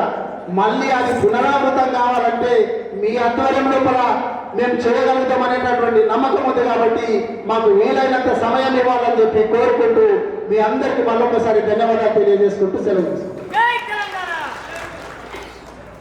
ధన్యవాదాలు సార్. ఎప్పుడెప్పుడు అమ్మగారు మాట్లాడుతున్నారని ఎదురు చూస్తున్న టైంలో అమ్మ చిన్న రిక్వెస్ట్ అమ్మ, మేము మాజీ ఇంతకుముందు సర్పంచ్గా పనిచేసిన నిధుల విషయంలో చాలా ఇబ్బందిగా ఉంది. ఎందు గురించి అంటే అప్పుడు గౌరవ మాజీ ముఖ్యమంత్రి కేసీఆర్ గారు స్కూల్ విషయంలో మన ఊరు మన బడిని తీసుకొని వచ్చి నామినేట్ టెండర్ వర్క్లకు ఎవరు లేకపోతే ఈ గారు మొన్న పిలిచి మీరు చేయాలని చెప్పి సర్పంచ్ల మీద ఒత్తిడి తెచ్చుకొని వీళ్ళలో మేము పనులు చేసామమ్మా. మా ఊరికి దాదాపు 60 లక్షలు ఇస్తే నేను దాదాపు 25 లక్షలు ఖర్చు పెట్టిన. అది ఎందుకు రికార్డు గిట్ల చేస్తలేరు, పనిని గిట్ల మధ్యంతరంలో వదిలేసిండ్రు. ఆ పని చేసినంత వరకు రికార్డు చేసి డబ్బులు ఇస్తలేరు. అదేవిధంగా పనిని గిట్ల కంప్లీట్ చేస్తామంటే గిట్ల పని గిట్ల కంప్లీట్ చేస్తున్న పరిస్థితి ఉంది. అదేవిధంగా ఆ రోజు ఎస్డిఎఫ్ కానీ కొన్ని వేరే నిధులు తెచ్చి గిట్ల డెవలప్మెంట్ చేయడం జరిగింది. నా విలేజ్ సంబంధించిన వరకే దాదాపు 65 లక్షల రూపాయలు పెండింగ్లో డబ్బులు ఉన్నాయమ్మా. నా విషయం కావచ్చు, మేకవడంపల్లి గిట్ల మన ఊరు మనబడే విషయంలో గిట్ల డబ్బులు రాలేవమ్మా, మోహన్పేట గిట్ల రాలేవు. చాలా ఇబ్బందులు ఉన్నాయి. కాబట్టి మీరు ఒకసారి అసెంబ్లీలో దీనిపై చర్చ జరిపి ఎక్కడున్న సర్పంచ్లకు ఇంతకుముందు పనిచేసిన సర్పంచులు చాలా ఆర్థికంగా ఇబ్బందులు ఉన్నారు. కాబట్టి ఆ విషయం గిట్ల మీరు కొంచెం అసెంబ్లీ చర్చించి మాకు ఏదైతే మా ఇబ్బందులు మీరు ఎంటుండి ఆ ఇబ్బందుల నుండి బయటికి తీసుకురావాలని కోరుకుంటూ అమ్మగారిని సవిత మాట్లాడుతున్నాను. విష్ణుతో పాటు గౌరవ మాజీ శాసనసభ్యులు సోదరులు, మీ అభిమాన నాయకులు, జిల్లా పార్టీ అధ్యక్షులు సోదరులు ఆనంద్ గారికి, అదేవిధంగా నాగేందర్ గౌడ్ గారికి, చైర్మన్గా ఈ మన ఊరు మనబడి వెళ్ళి కూడా చూస్తున్నాడు, చైర్మన్గా నాగేందర్ గౌడ్ గారికి, శుభప్రద్ పటేల్ గారికి, విజయ్ కుమార్ గారికి, వేదిక మీద ఉన్న గౌరవనీయులందరికీ కూడా పేరు పేరు, ఎందుకంటే మాట్లాడున్నాడు, నర్సిరెడ్డి మాట్లాడున్నాడు, మా లక్షనాయక్ కదా సర్పంచమ్మ మాట్లాడింది, అట్లాగే ఇంకా కొంతమంది సర్పంచ్ మాట్లాడారు. అందరికీ కూడా మాట్లాడిన వాళ్ళకి, మాట్లాడిన వాళ్ళకి, గెలిచిన వాళ్ళకి, గెలవని వాళ్ళకి అందరికీ కూడా అభినందనలు తెలియజేస్తా ఉన్నాను. అందరూ కూడా పార్టీ కండువ వేసుకొని, పార్టీ అభిమానంతో ఈరోజు కేసీఆర్తో ఉన్న వాళ్ళందరినీ గెలిపించాలనే కంకణం కట్టుకొని మీరు అందరూ కూడా కష్టపడి ఈ విజయాన్ని సాధించిన బీఆర్ఎస్ పార్టీకి సంబంధించిన నాయకులకు అందరూ కూడా అభినందనలు తెలియజేస్తున్నా పేరు పేరున. అదే కాకుండా పత్రికా మీడియా సోదరులకు కూడా కొత్త సంవత్సరంలో వచ్చిన మీకు అందరికీ కొత్త సంవత్సరం శుభాకాంక్షలు కూడా తెలియజేస్తా ఉన్నాను. సంక్రాంతి పండుగ కూడా రాబోతా ఉంది. సంక్రాంతి పండుగ శుభాకాంక్షలు కూడా, ఇటు సర్పంచులు గెలిచిన శుభాకాంక్షలు, ఇటు కొత్త సంవత్సరం శుభాకాంక్షలు, సంక్రాంతి శుభాకాంక్షలు, 3 శుభాకాంక్షలు మీకు అందరికీ కూడా. అందరూ కూడా ఈ సంవత్సరంలో మీరు కోరుకున్న కోరికలను నెరవేరాలని భగవంతుని మనస్ఫూర్తిగా కోరుతా ఉన్నాను. అయితే ఆనంద్ మాట్లాడుతూ చెప్పినాడు, అందరు మాట్లాడాక లాస్ట్ మాట్లాడాలకి ఏముండదు, ఎప్పుడు చెప్తా ఉంటాడు, కేటీఆర్ చెప్తుంటాడు, ఆయన బాగా మాట్లాడి, ఈయన బాగా మాట్లాడి, నాకు మాట్లాడేది ఏం లేదని కూర్చుంటామని. అట్లాగే ఉంటుంది లాస్ట్ మాట్లాడేళ్ళకి. కానీ మాట్లాడుతున్నప్పుడు నరసింహారెడ్డి ఒక మాట చెప్పాడు, అమ్మ సర్పంచులే గెలిచినాం, రూలింగ్ పార్టీ లేదు కాబట్టి మీరు రూలింగ్ పార్టీకి వస్తేనే సర్పంచుల పనులు అయితే అని చెప్తున్నారు, మీరు కొంచెం మనలో గట్టిగా చెప్పండి అమ్మ అని చెప్పినారు. అందుకే ఇప్పుడే మాట్లాడి చెప్పినారు, చట్ట ప్రకారం సర్పంచ్కి రావాల్సిన నిధులు ఢిల్లీకి వెళ్ళి గల్లీ వరకు నడుచుకుంటూ వస్తాయి. ఎవరు ఆపనికి కూడా వీల్లేదు. నేరుగా మీ అకౌంట్లోకి వచ్చి పడే సిస్టమ్ ఉంది కాబట్టి ఎవరు ధైర్యపడకండి. రెండవ అంశం ఏంటంటే, కొన్నిసార్లు మనను ప్రొవోక్ చేస్తూ ఉంటారు, రెచ్చగొడుతూ ఉంటారు. రూలింగ్ పార్టీలో ఉంటే బాగా జరుగుతాయి, అపోజిషన్లో ఉంటే జరగలేదు. కానీ అపోజిషన్లో ఉంటేనే వాయిస్ గట్టిగా మాట్లాడగలుగుతాం, గట్టిగా మందలించగలుగుతాం, గట్టిగా అడగలుగుతాం, చేయగలుగుతాం. కాబట్టి వేదిక మీద ఉన్న సర్పంచులు అందరికీ కూడా, మాజీ సర్పంచులు కూడా ఉన్నారు. నిజంగా మాజీ సర్పంచులు కేసీఆర్ గారి నాయకత్వంలో పనిచేసిన మాజీ సర్పంచులందరూ అదృష్టవంతులు. ఎందుకంటే బాగా పనిచేశారు, మంచి పేరు తెచ్చుకున్నారు గ్రామాలలో. సర్పంచ్ అంటే ఇట్లా ఉండాలి, నేను సర్పంచ్గా ఉన్నప్పుడు ఈ పని చేసినాను గర్వంగా చెప్పుకుంటే పని చేయించినాడు. అయితే దాంతోపాటు కొంత ఇబ్బంది కూడా పడుతున్నారు. గ్రామ పంచాయతీ ఫండ్స్తో ఏవైతే డెవలప్మెంట్ చేస్తున్నారో కరెక్ట్ గవర్నమెంట్ రాగానే ఫండ్స్ ఆపేసింది, అంటే బిల్స్ రాకుండా ఆపేస్తున్నారు. దాన్ని కూడా కొంత ఇబ్బంది పడుతూ ఉన్నారు. ఈ ప్రభుత్వం మీద ఎన్నిసార్లు చెప్పినా మాకు పెండింగ్ బిల్లులు రావాలి ఇవ్వండి అని 2 ఏళ్ల నుండి ఎన్నిసార్లు అడిగినా కూడా ఆ దున్నపోతు మీద నీళ్ళు పడి వర్షం పడ్డంటే ఉంది ఈ ప్రభుత్వం పని, కానీ కనీసం స్పందించడానికి సిద్ధంగా లేదు. గౌరవ సర్పంచ్లు 5 ఏళ్ళ ఊరికి సేవ చేస్తున్నారు, మరి వాళ్ళ బిల్లులు వాళ్ళకి ఇవ్వాలని ఆలోచన ఈ ప్రభుత్వానికి లేదు. సర్పంచులు కానీ కాంట్రాక్టర్లు కానీ పోయి సెక్రటరీ ముందర కూడా ధర్నా చేస్తున్నా కూడా వీళ్ళు కనీసం కూడా చీమ పుట్టినట్టు కూడా ప్రభుత్వానికి లేదనేది వాస్తవం. ఖచ్చితంగా మరీ అడుగుతా ఉన్నాం, అసెంబ్లీలో కానీ ఎక్కడ కానీ మరీ అడుగుతా ఉన్నాం. మరీ అడిగి సర్పంచులకు ఇచ్చేటట్టు, మన ఊరు మనబడికి సంబంధించిన బిల్లులు ఇచ్చేటట్టు చేయాలని ప్రభుత్వం మీద ఒత్తిడి తీసుకొచ్చే బాధ్యత బీఆర్ఎస్ పార్టీ తరఫున మాకుంది అని మీకు అందరు కూడా మరొకసారి తెలియజేసుకుంటా ఉన్నాను. ఇంకొక మాట కూడా ఇప్పుడున్న సర్పంచులు బాగా గమనించాలి. రూలింగ్ పార్టీలోకి వస్తేనే బాగా పని జరుగుతుంది, డబ్బులు ఇస్తామని ఏదైతే మమ్మల్ని పెడుతున్నారో దయచేసి అది మర్చిపోండి. ఎందుకంటే రూలింగ్ పార్టీలో ఉన్న ఎమ్మెల్యేలకి ఈరోజు నిధులు కట్టలేదు. రూలింగ్ పార్టీలో ఉన్న ఒక ఎమ్మెల్యే అయితే వరల్డ్ బ్యాంక్ అప్లికేషన్ పెట్టుకున్నాడు, నా నియోజకవర్గం నిధులు కావాలి, నాకు నిధులు వస్తలేవని. ఇంకొక ఎమ్మెల్యే మొన్ననే ముఖ్యమంత్రి గారికి ఒక లెటర్ రాస్తున్నాడు, అయ్యా నా నియోజకవర్గంలో నిధులు లేవు, మరి నేను డెవలప్మెంట్ చేయాలంటే నాకు నిధులు కావాలి, నేను రూలింగ్ పార్టీ ఎమ్మెల్యేనే, నాకు ఫండ్స్ ఇవ్వండి అని పెట్టుకున్నాడు. మొన్న అసెంబ్లీలో చూస్తున్నారు, రూలింగ్ పార్టీకి సంబంధించిన ఎమ్మెల్యేలే మేము ఎక్కడికైనా పోతే కనీసం ఒక లైట్ బుక్ కూడా వేయించుకోలేని పరిస్థితుల్లో ఉన్నాం. మాకు ఆ రోజు కేసీఆర్ గారు ఇచ్చిన నిధులు ఏవైతే ఉంటుందో ఏసీటీపీ మాకు కూడా ఇవ్వండి అని రూలింగ్ పార్టీ ఎమ్మెల్యేలు అడుగుతున్నారంటే ఎలాంటి పరిస్థితులని ప్రభుత్వం ఉంది అనేది దయచేసి సర్పంచులందరూ గమనించమని కోరుతా ఉన్నాను. ఎందుకంటే వాళ్ళకే దిక్కులేదు, ఇంకా మనకి ఎక్కడ ఇస్తారనేది వాస్తవం అని గమనించమని కోరుతా ఉన్నాను. కానీ ఒకటి మాత్రం వాస్తవం, కేసీఆర్ గారు ఉన్నన్ని రోజులు, ముఖ్యమంత్రిగా వారు ఉన్న రోజులు సర్పంచుల గౌరవాన్ని పెంచారు. సర్పంచులకు ఒకటే మాట చెప్పారు, నరసింహారెడ్డి చెప్పినాడు ఇంతకుముందు, రాష్ట్ర ప్రగతి పదంలో రాష్ట్రం నడవాలంటే సర్పంచులు బాగా పనిచేయాలి, సర్పంచులు గ్రామాలు కూడా ప్రగతి పదంలో నడవాలి అని చెప్తున్నాడు. కాబట్టి ఒక సిస్టమ్ నేర్పించున్నాడు. సర్పంచ్ ఎట్లా పనిచేయాలా? మీరు 5 ఏళ్ల కింద చూడండి, కేసీఆర్ గారు ప్రభుత్వం కన్నా ముందు ఈ సర్పంచులకు పల్లె ప్రగతిని తీసుకొచ్చినప్పుడు, పల్లె ప్రగతి కన్నా ముందు మనం చూస్తే ఊర్లోకి పోతే చెత్త కుప్పలు మనకు స్వాగతం పలికి, మళ్ళీ ఊరు పెట్టిన కూడా చెత్త కుప్పలే ఉంటుండే, ఏడు చూసిన చెత్త కుప్పలే ఉంటుండే. కానీ సర్పంచులకి పని చేయొచ్చు, ఇట్లా చేసుకోండి, నెలకి ఇన్ని పైసలు వేస్తాను నేనని చెప్పి పల్లె ప్రగతిలో ఒక కార్యక్రమాన్ని తీసుకొచ్చి ప్రతి ఊర్లో కూడా సర్పంచ్ ఏం పని చేయాలా, ఎన్ని కమిటీలు వేస్తే ఏ కమిటీ ద్వారా ఎట్లా చేస్తారు, ఆఫీసర్లు పోయి ఏం చెప్పాలి వాళ్ళకు, ప్రతి నెల 3 చుట్టలకు జీతాలు ఇవ్వండి, ప్రతి నెల కరెంట్ బిల్ కట్టండి, ప్రతి సంవత్సరం ట్యాక్స్ వసూలు చేసుకోండి, మీ ఊరికి మీ ఊరిది మీ డెవలప్మెంట్కి ఉపయోగపడుతుంది, ప్రతి ఊర్లో వైకుంఠ ధామం ఉండాలి, ప్రతి ఊళ్ళో ట్రాక్టర్ ఉండాలి, ట్యాంకర్ ఉండాలి, చెట్లు పెట్టాలి, నర్సరీ ఉండాలి, ప్లే గ్రౌండ్ ఉండాలి. ఇట్లా ఒక్కొక్కటి ఒక తండ్రి చెప్పినట్టు చెప్పి గతంలో గ్రామ పంచాయతీలన్నీ కూడా తీర్చిదిద్ది దేశంలో అత్యుత్తమ గ్రామ పంచాయతీలు ఎక్కువైనాయంటే తెలంగాణలో 1 నుండి 19 గ్రామ పంచాయతీలకు అవార్డ్స్ వచ్చినాయంటే ఆ రోజు ఎట్లా పనిచేసిందో ఒకసారి గమనించమని కోరుతా ఉన్నా. మాజీ సర్పంచులందరూ కూడా అభినందన తెలియజేస్తాను. అంతేందుకు చీమతలే ఎగ్జాంపుల్. నరసింహన్ అంటే కొంచెం మనసు పెట్టి కొంచెం యాడ్ చేసుకున్నట్టున్నాడు, జేబులో పైసలు కూడా కొన్ని పెట్టి చేసినట్టున్నాడు. కానీ ఏదున్నా కూడా మనసు పెట్టి పనిచేస్తే గ్రామ పంచాయతీలలో సర్పంచులందరినీ కూడా శాశ్వతంగా గ్రామ ప్రజలు గుర్తుపెట్టుకుంటున్నది వాస్తవం. కేసీఆర్ గారికి ఒక మాట చెప్తుంటాడు, మనం గెలిచినప్పుడు ఎట్లా సంతోషపడతామో 5 ఏళ్ళు ప్రజలను గెలిపించాలి, ప్రజలకు తల్లో నాలుకలాగా ఉండాలంటే ఆ విధంగా పనిచేయమని గౌరవ సర్పంచులందరూ కూడా కోరుతా ఉన్నాను. మీ నిధుల కోసం, మీ హక్కుల కోసం ఎక్కడ భంగం కలిగినా ఆనంద్ గారు మేము ఎంత ఉంటారు, ఆనంద్ వెనకాల మేమందరం కూడా ఉంటామని కూడా మరొకసారి మీకు అందరూ కూడా విజ్ఞప్తి చేస్తా ఉన్నాం. 2 అడ్వకేట్స్ కూడా ఉన్నారు ఇక్కడ, లెఫ్ట్ రైట్, వాళ్ళు కూడా మేము ఎంత ఉంటారు. ఏ చిన్న కేసు పెట్టినా టీఆర్ఎస్ పార్టీ తరఫున ఫైట్ చేయడానికి మీకు అండగా ఉంటారని కూడా మీకు అందరికీ మనవి చేస్తూ ఉన్నాం. అయితే ఈరోజు చాలామంది అగ్రికల్చర్ ఉంటుంది, వ్యవసాయమే ఉంటుంది మన దగ్గర. వ్యవసాయం అన్నప్పుడు అంతకుముందు ఎవరు పట్టించుకున్న దిక్కు లేకుంటే, కానీ కేసీఆర్ గారు వచ్చిన తర్వాతనే రైతుకి గౌరవం పెరిగింది. ఎందుకంటే నిజంగా రైతు కాబట్టి. అసలు ఎవరైనా పెట్టుబడి ఇచ్చారా? కేసీఆర్ గారు వచ్చినాకనే పెట్టుబడి ఇచ్చారు. కానీ రేవంత్ రెడ్డి వచ్చి కేసీఆర్ 10,000 ఇస్తున్నాడు, నేను వస్తే 15,000 ఇస్తాడు, అక్కడ మోసం చేస్తున్నాడు.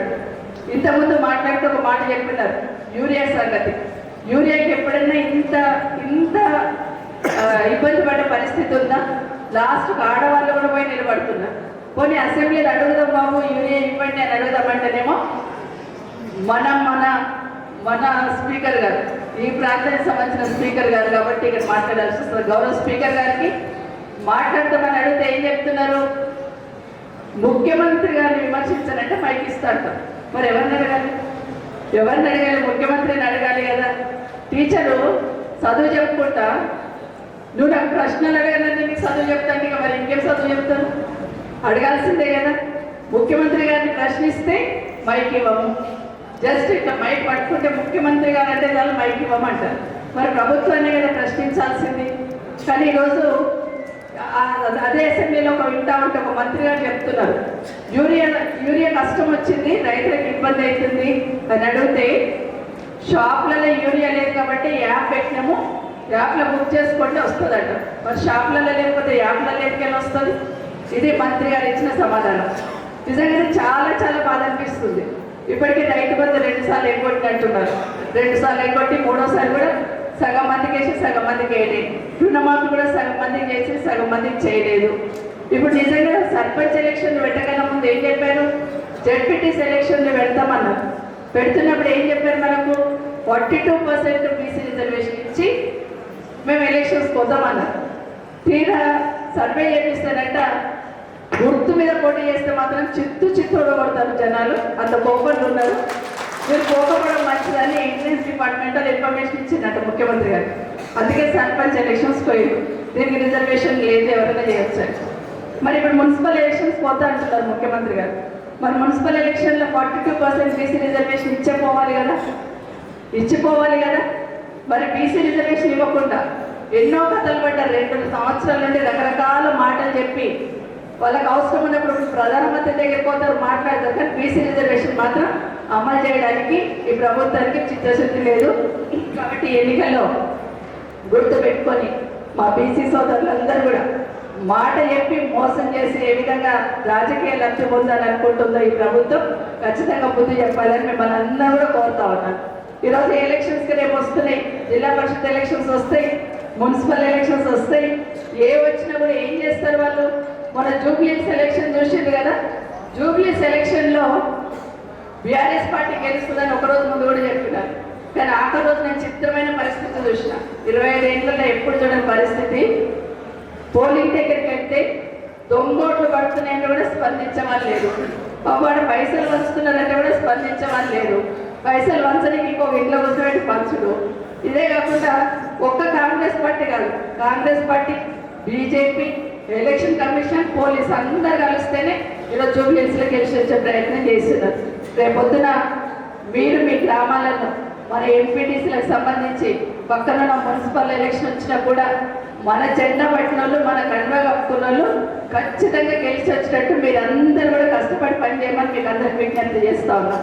ఎందుకంటే లాస్ట్ ఎలక్షన్ నాకు గుర్తుంది, 2008లో వికారాబాద్ నియోజకవర్గంలో అప్పుడు తెలుగుదేశం స్ట్రాంగ్ బై ఎలక్షన్స్ వచ్చినాయి. నేనైతే మన దగ్గర కూడా మోమిన్పేట ఊరు తిరిగిన. వీళ్ళ దగ్గర మన సింహదారి పక్కన బాలరెడ్డి కూడా ఉంది. పొద్దున 7 గంటలకు ఆ ఊరు పోయినా, 7 కూడా కానీ 6:30కే పోయినా ప్రచారం చేద్దామని. పామాడు మా అక్క చెల్లెళ్ళంతా అడిగారు, అమ్మ వేస్తాం ఓటు కానీ మరి క్యాండిడేట్ ఎవరు, ఇలవట్టాయన ఎవరని అడిగారు. అప్పుడు ఇలవట్టాయన అంత పరిచయం లేకుండే, క్యాండిడేట్ కూడా నాతో రాలేదు. లాస్ట్ పక్కన యాదయ్య ఉండే, ఈయనని క్యాండిడేట్ అని చెప్పి ఓట్లు అడిగిన సందర్భం కూడా ఉంది. ఆ రోజు అట్లా ప్రతి ఊరు తిరిగి వచ్చిన, ప్రతి ఊరిలో ఎట్లా ఉంటుంది అనేది కూడా ప్రతి గ్రామంలో కూడా పరిచయం ఉన్న సందర్భం. ఆ రోజు ఎందుకు పార్టీ తరఫున నిలబడ్డ అభ్యర్థి గెలవాలని. బట్ ఈరోజు కూడా మీకు విజ్ఞప్తి చేస్తున్నా, క్యాండిడేట్ ఎవరైనా ఉండని మన పార్టీ కన్నా కప్పుకున్న వాళ్ళు అక్కడ శంకర్పల్లిలో చుట్టాలు ఉండనియండి, ఇక్కడ వికారాబాద్లో చుట్టాలు ఉండని, తాండూరు మున్సిపల్లో చుట్టాలు ఉండని, పరిగి మున్సిపల్లో చుట్టాలు ఉన్నా, ఎక్కడున్నా మీ చుట్టాలలో మీ దోస్తుల ఓటు ఖచ్చితంగా కారు గుర్తు మీద పడేటట్టు మీరు అందరూ కూడా పోయి చొరవ తీసుకోవాలని మీకు విజ్ఞప్తి చేస్తున్నాం. చెవేలలో కూడా ఉండవచ్చు, ఎక్కడున్నా కూడా, ఎక్కడ మీ చుట్టాలు ఉన్నా కూడా ఖచ్చితంగా సింబల్ మీద గెలిస్తే, సింబల్ మీద పోటీ చేస్తే ఈరోజు కాంగ్రెస్ పార్టీ జెండా పట్టుకొని ఊర్లలోకి వస్తే తరిమి కొట్టే లెవెల్లో కోపంతో ప్రజలందరూ కూడా అవకాశం కోసం చూస్తున్నారు. రేపు ఎన్నికల్లో మీరందరూ కూడా ప్రచారం చేయాలని కోరుతా ఉన్నారు. ఇంకొక విషయం వస్తూ ఉంటే మాట్లాడుతుంటే ఒకటి చెప్తా ఉంది, మన స్కూల్ పిల్లలకి కేసీఆర్ గారు ఎంత బాగా చూసుకున్నారో మీకు అందరికీ తెలుసు. మన ఊరు మనబడి బిల్లులు ఇప్పిమని విష్ణు చెప్తున్నాడు. మన ఊరు మనబడి బిల్లులు ఇప్పిమని స్వయంగా గుప్తా సుఖేందర్ రెడ్డి గారు మండలిలోనే చెప్పినాడు. ఎన్నిసార్లు అడిగినా మీరు ఇస్తలేరు, అది మంచి పథకము, కింద సర్పంచ్ చేసుకున్నారు పని, ఇప్పటికైనా వాళ్ళకి బిల్లులు ఇవ్వండి. ప్రతిపక్షంలో ఉన్న వాళ్ళని ఎట్లాగే ఇవ్వరు రేవంత్ రెడ్డి గారు. కనీసం గుప్తా సుఖేందర్ రెడ్డి గారు అడిగినందుకన్నా మన ఊరు మనబడి బిల్లులు ఇప్పియాలని మీ అందరి ద్వారా కోరుతా ఉన్నాను ఈ ప్రభుత్వాన్ని. ఎందుకంటే చాలా మంది ఎదురు చూస్తూ ఉన్నారు. అట్లాగే చిన్నపిల్లలకి మనం కేసీఆర్ గారు మనకు ఒక మాట చెప్పినారు, పేద పిల్లలు బాగా చదువుకోవాలంటే గురుకులాలు ఏర్పాటు చేయాలని చేస్తున్నాడు. 1000 గురుకులాలు ఏర్పాటు చేస్తున్నాడు. దాన్ని అంతా కూడా ఒక్కొక్క పిల్ల మీద, ఒక్కొక్క స్టూడెంట్ మీద ₹1,00,000 ఖర్చు పెట్టి గురుకులాలు ఏర్పాటు చేసినాం. కానీ ప్రభుత్వం వచ్చినాక గురుకులాలు, ఎందుకంటే కేసీఆర్ గారి నిశాన ఉండదు కదా, కేసీఆర్ గారి నిశాన చెప్పేయాలని గురుకులాలు ఉన్న పిల్లలకు కూడా సరిగ్గా భోజనం పెట్టక, సరిగ్గా వాళ్ళని చూసుకోక కనీసం ఒక 120 మంది పిల్లలు చనిపోయింటారు. అయినా ఈ ప్రభుత్వానికి చలనం ఉండదు. మాకు భోజనం సరిగ్గా పెడతలేదు, రోడ్ల మీదకి వచ్చి పిల్లలు కొట్లాడుతున్న సందర్భం చూస్తున్నాం. మన వికారాబాద్లో కూడా చూసినాం, ఎన్నిసార్లు రోడ్ల పైకి వచ్చిన్నారు. కనీసం పెట్టాలనే ధ్యాస ఏం జరుగుతుందని కూడా తెలియదు. ఎందుకంటే స్వయంగా ముఖ్యమంత్రి గారి దగ్గరే విద్యాశాఖ ఉంది, అయినా పట్టించుకోవడం. ఇంకొక మాట కేసీఆర్ గారు ఉన్నప్పుడు మాకు ఒక మాట చెప్పారు, పొద్దున పిల్లలు తినక స్కూల్కి వస్తారు, మధ్యాహ్నం భోజనం అంటే పెడుతున్నాము, మరి ఆ పొద్దునంతా ఉపవాసంతో వస్తారు కదా, వాళ్ళకి బ్రేక్ఫాస్ట్ పెట్టండి అని చెప్పారు కేసీఆర్ గారు. కేసీఆర్ గారు చెప్పారు కాబట్టి పొద్దున్నే బ్రేక్ఫాస్ట్ స్కీమ్ తీసుకొచ్చినాం. కానీ ప్రభుత్వం రాగానే ఏం చేసింది, బ్రేక్ఫాస్ట్ తీసేసి ఒక్క కొడంగల్లోనే బ్రేక్ఫాస్ట్ పెడతారట, రాష్ట్రం అంతా బ్రేక్ఫాస్ట్ పెట్టాడంట. మరి కొడంగల్ పిల్లలకు ఆకలేస్తుంది, రాష్ట్రంలో ఉన్న పిల్లలకు ఆకలేదా? అదే ఈ రేవంత్ రెడ్డి గారి ఆలోచన. ఈ మధ్య ఇంకొక మాట ఇంకొకటి కూడా చేశాడు. కేసీఆర్ గారు ఉన్నప్పుడు ఏం చేసినామంటే 10th క్లాస్ పిల్లలకి ఒక 40 రోజులు 50 రోజులు స్పెషల్ క్లాసెస్ తీసుకుంటాం. స్కూల్ అయిపోయినాక మళ్ళీ స్కూల్ అనేది కూర్చోబెట్టి ఒక 2 గంటలు చదివిస్తాం. వాళ్ళకు స్నాక్స్ అని ఇచ్చేవాళ్ళం. ఒక్కొక్క పిల్లకి 15 రూపాయలు రోజు ఖర్చు పెట్టాలి. ఈ ప్రభుత్వం వచ్చినాక దాన్ని కూడా ఎత్తేసేది. నిన్న నమస్తే తెలంగాణలో రాసినామని ఈరోజు ఒక 20 రోజులకు స్నాక్స్ పెడతామన్నారు. అంటే ఈ ప్రభుత్వం ఎట్లుందంటే మొద్దు నిద్రపోతుంటుంది. కట్టె తీసుకుని నువ్వు పొడుస్తుండాలి, నువ్వు ఈ పని చేస్తున్నావు, నువ్వు ఈ పని చేస్తున్నావు అంటే అప్పుడు మేల్కొని ఇది చేయాలని చేస్తున్నారు. అది ప్రభుత్వం పనితీరని ఒకసారి మనం చేస్తా ఉన్నాం. ఇంకొక విషయం కూడా చెప్పాలి, ముఖ్య విషయం. ఈ మధ్య కేటీఆర్ మీద కోపంతో రేవంత్ రెడ్డి గారు ఏం మాట్లాడుతున్నారు? ఇంగ్లీష్ను చాలా తక్కువ చేసి మాట్లాడుతున్నారు. బాత్రూమ్ కట్టడానికి ఇంగ్లీష్ వస్తుంది, ఏమంటాడు హోటల్లో పనిచేసేటోకి ఇంగ్లీష్ వస్తుంది. ఇంగ్లీషే రావాలన్నా బతకాలంటే ఒకటి మర్చిపోతున్న ముఖ్యమంత్రి గారు, ఈ ప్రపంచంలో ఎక్కడ పోయి బ్రతకాలన్నా గ్లోబల్ లాంగ్వేజ్ ఏంటంటే ఇంగ్లీష్ వచ్చి ఉండాలి. ప్రతి తల్లిదండ్రులు కూడా కష్టపడి కూలి చేసైనా గవర్నమెంట్ స్కూల్ పంపించకుండా ప్రైవేట్ స్కూల్కి ఎందుకు పంపిస్తారని సర్వే చేసినాం మేము. కేసీఆర్ గారు చెప్తే నేను ఉన్నప్పుడు ఎందుకు పంపిస్తున్నారు? మంచిగా భోజనం పెడుతున్నాము, పొద్దున బ్రేక్ఫాస్ట్ పెడుతున్నాము, ఫ్రీగా బుక్స్ ఇస్తున్నాము, మంచి టీచర్స్ ఉంటారు మన దగ్గర, అయినా కూడా ప్రైవేట్ స్కూళ్ళకి ఎందుకు పంపిస్తున్నారు అని అడిగారు కేసీఆర్ గారు. అసలు కనుక్కోండి ఏం జరుగుతుందని. ఇట్లాగే మాట్లాడుతున్నప్పుడు ఒక దగ్గరికి వెళ్తే ఒక రిక్షా దొరికి ఆయన కలిసి అడిగినానంటే ఎందుకు పంపిస్తున్నావు బాబు, మరి నువ్వు రిక్షా దొక్కుతున్నావు, నీ పిల్లలు ప్రైవేట్ స్కూల్కి ఎందుకు పోతున్నారంటే, అమ్మ పిల్లలు అక్కడ పోయినా బతకాలంటే ఇంగ్లీష్ రావాలి కదా, మన దగ్గర ఇంగ్లీష్ మీడియం లేదు, అందుకే ప్రైవేట్ స్కూల్లో పంపిస్తున్నా అన్నారు. అది గుర్తించి కేసీఆర్ గారు ఖచ్చితంగా మన గవర్నమెంట్ స్కూళ్ళల్లో కూడా ఇంగ్లీష్ మీడియం పెట్టాలి, గురుకులలో ఉన్నట్టు మన దగ్గర కూడా పెట్టాలని కేసీఆర్ గారి ఆదేశంతో గవర్నమెంట్ స్కూళ్ళల్లో ఇంగ్లీష్ మీడియం మొదలు పెట్టున్నాం. ఇంగ్లీష్లో బుక్స్ ఇవ్వడము, ఇంగ్లీష్ మీడియం మొదలు పెట్టున్నాం. ఎందుకంటే ఇంగ్లీష్ నేర్చుకుంటే ఎక్కడ పోయినా బ్రతకగలుగుతారు. కానీ రేవంత్ రెడ్డి గారు ఏం చెప్తున్నారు? ఇంగ్లీషే చదవాలి నా బ్రతకాలంటే. అది కేటీఆర్ మీద కోపంతో కేటీఆర్ గారిని వెంటకాలంగా అనాలి కదా ఏదో ఒకటి. బాత్రూమ్ కట్టడానికి ఇంగ్లీష్ వస్తుంది, హోటల్లో పనిచేసేటోళ్ళకి ఇంగ్లీష్ వస్తుంది అంటే ఏం మెసేజ్ ఇస్తున్నారు? అంటే ఇంగ్లీష్ నేర్చుకోవద్దా, ఇంగ్లీష్ ఉండొద్దా? అయితే మన రాష్ట్రంలో ఇంగ్లీష్ మీడియం స్కూళ్ళని బంద్ చేయండి, మరి అవసరం లేదు కదా. అసెంబ్లీలో కూడా అదే మాట మాట్లాడుతున్నారు. బయట ఏదో స్పీచ్లు ఇచ్చినప్పుడు మాట్లాడుతుందంటే ఏదో లాభం అనుకున్నాం, కానీ అసెంబ్లీలో కూడా అదే మాట మాట్లాడుతున్నారంటే మరి ఇంగ్లీష్ మీడియం స్కూల్ ఎందుకు? ప్రైవేట్ స్కూల్లో ఇంగ్లీష్ మీడియం స్కూల్లే బంద్ చేసేయండి మరి ఇంగ్లీష్ మీడియం స్కూల్. ఇది ముఖ్యమంత్రి గారు చెప్పాల్సిన మెసేజ్. ఒకసారి ఆలోచించండి. బాగా చదవండి, తెలుగు మీడియంలో ఉన్న వాళ్ళు కూడా ఇంగ్లీష్ మీడియం బాగా చదవండి అని చెప్పాలి, కానీ ఇంగ్లీష్ గురించి చులకన చేసి మాట్లాడారు మాటలు మనం విన్నాం. ఇలా చెప్తూ పోతే చాలా ప్రతిరోజు ఏదైనా మీటింగ్ వచ్చింది మైక్ పట్టిందంటే కేసీఆర్ గారిని తిట్టకుండా, కేసీఆర్ గారి మాట ఎత్తకుండా, కేసీఆర్ గారిని చావుమని అనకుండా మాత్రం మాట్లాడాడు రేవంత్ రెడ్డి గారు. మనం ఇప్పుడు చూస్తున్నాం, ఎన్ని మీటింగ్లలో చూసినాం. అది మనం పూజ చేసినప్పుడు గణపతి పూజ చేస్తాం కదా, అట్లా మైక్ పట్టిందంటే కేసీఆర్ చెప్పడం చేసిందాక ఈయన మాట్లాడారు. సరే మాట్లాడితే ఏదన్నా విమర్శ చేయాలి, కానీ మాటకు ముందు చావుమని మాట్లాడటం ఇది ఈ ప్రభుత్వ పెద్ద ముఖ్యమంత్రి గారు చేస్తున్న నిర్వాహకము. ఎందుకంటే ఏమడుగుతున్నారు కేసీఆర్ గారు? ఏమడుగుతున్నారు? ప్రజలకు మీరు ఇచ్చిన హామీలు నెరవేర్చమంటున్నారు. మీరు ఇస్తున్న 2,500 ఇవ్వండి మా అక్క చెల్లెళ్ళకి, మీరు ఇస్తున్న 4,000 పెన్షన్ పెంచండి, భార్య భర్తలకు ఇద్దరికి ఇస్తామన్నది ఇవ్వండి, ఇవే కదా అడుగుతున్నారు. తులం బంగారం ఇస్తామన్నది ఇవ్వండి. ఇవి అడుగుతుంటేనే తట్టుకోలేక ఈరోజు బీఆర్ఎస్ పార్టీ మీద కేసీఆర్ మీద ఎటున్న నిందలేస్తున్నారో మీరందరూ చూస్తూ ఉన్నారు. ఇప్పటికీ మన రాష్ట్రంలో ప్రజలందరూ ఎదురు చూస్తున్నారు. మళ్ళీ ఎప్పుడు కేసీఆర్ వస్తాడా, మళ్ళీ ఎప్పుడు ఈ రాష్ట్రం బాగుపడుతుందా, మళ్ళీ ఎప్పుడు ఈ రాష్ట్ర ప్రతిష్ట పెరుగుతుందని ఈరోజు అందరూ ఎదురు చూస్తూ ఉన్నారు.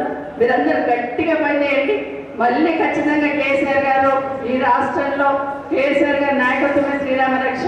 మళ్ళీ కేసీఆర్ గారు వెనక్కి తిరిగి ఈ రాష్ట్రానికి ముఖ్యమంత్రిగా తప్పకుండా వస్తారు.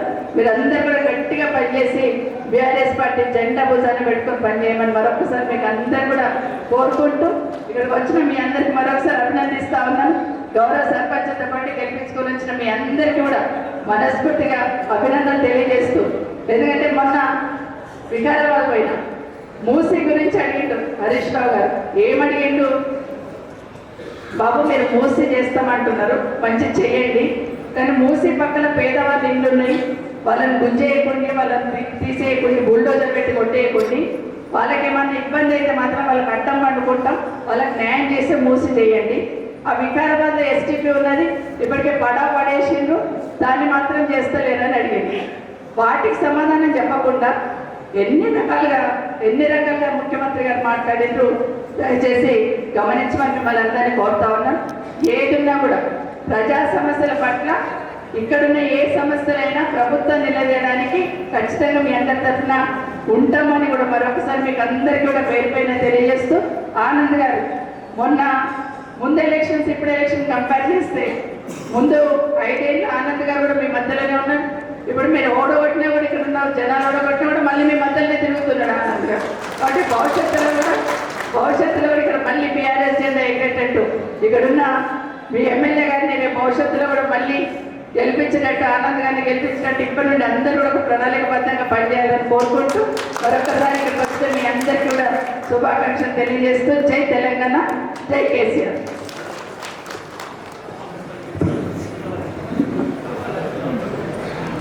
మీ అమూలమైన సందేశం ఇచ్చినందుకు అమ్మగారికి ప్రత్యేకంగా ధన్యవాదాలు తెలియజేస్తూ, ముందుగా కేసార్ సర్పంచ్ కిష్టయ్య, ఉప సర్పంచ్ మంజుల, వార్డు మెంబర్స్ తొందరగా ఇక్కడ వచ్చేసారు. ప్లీజ్ అందరూ ½ అన్ అవర్ ఆగండి.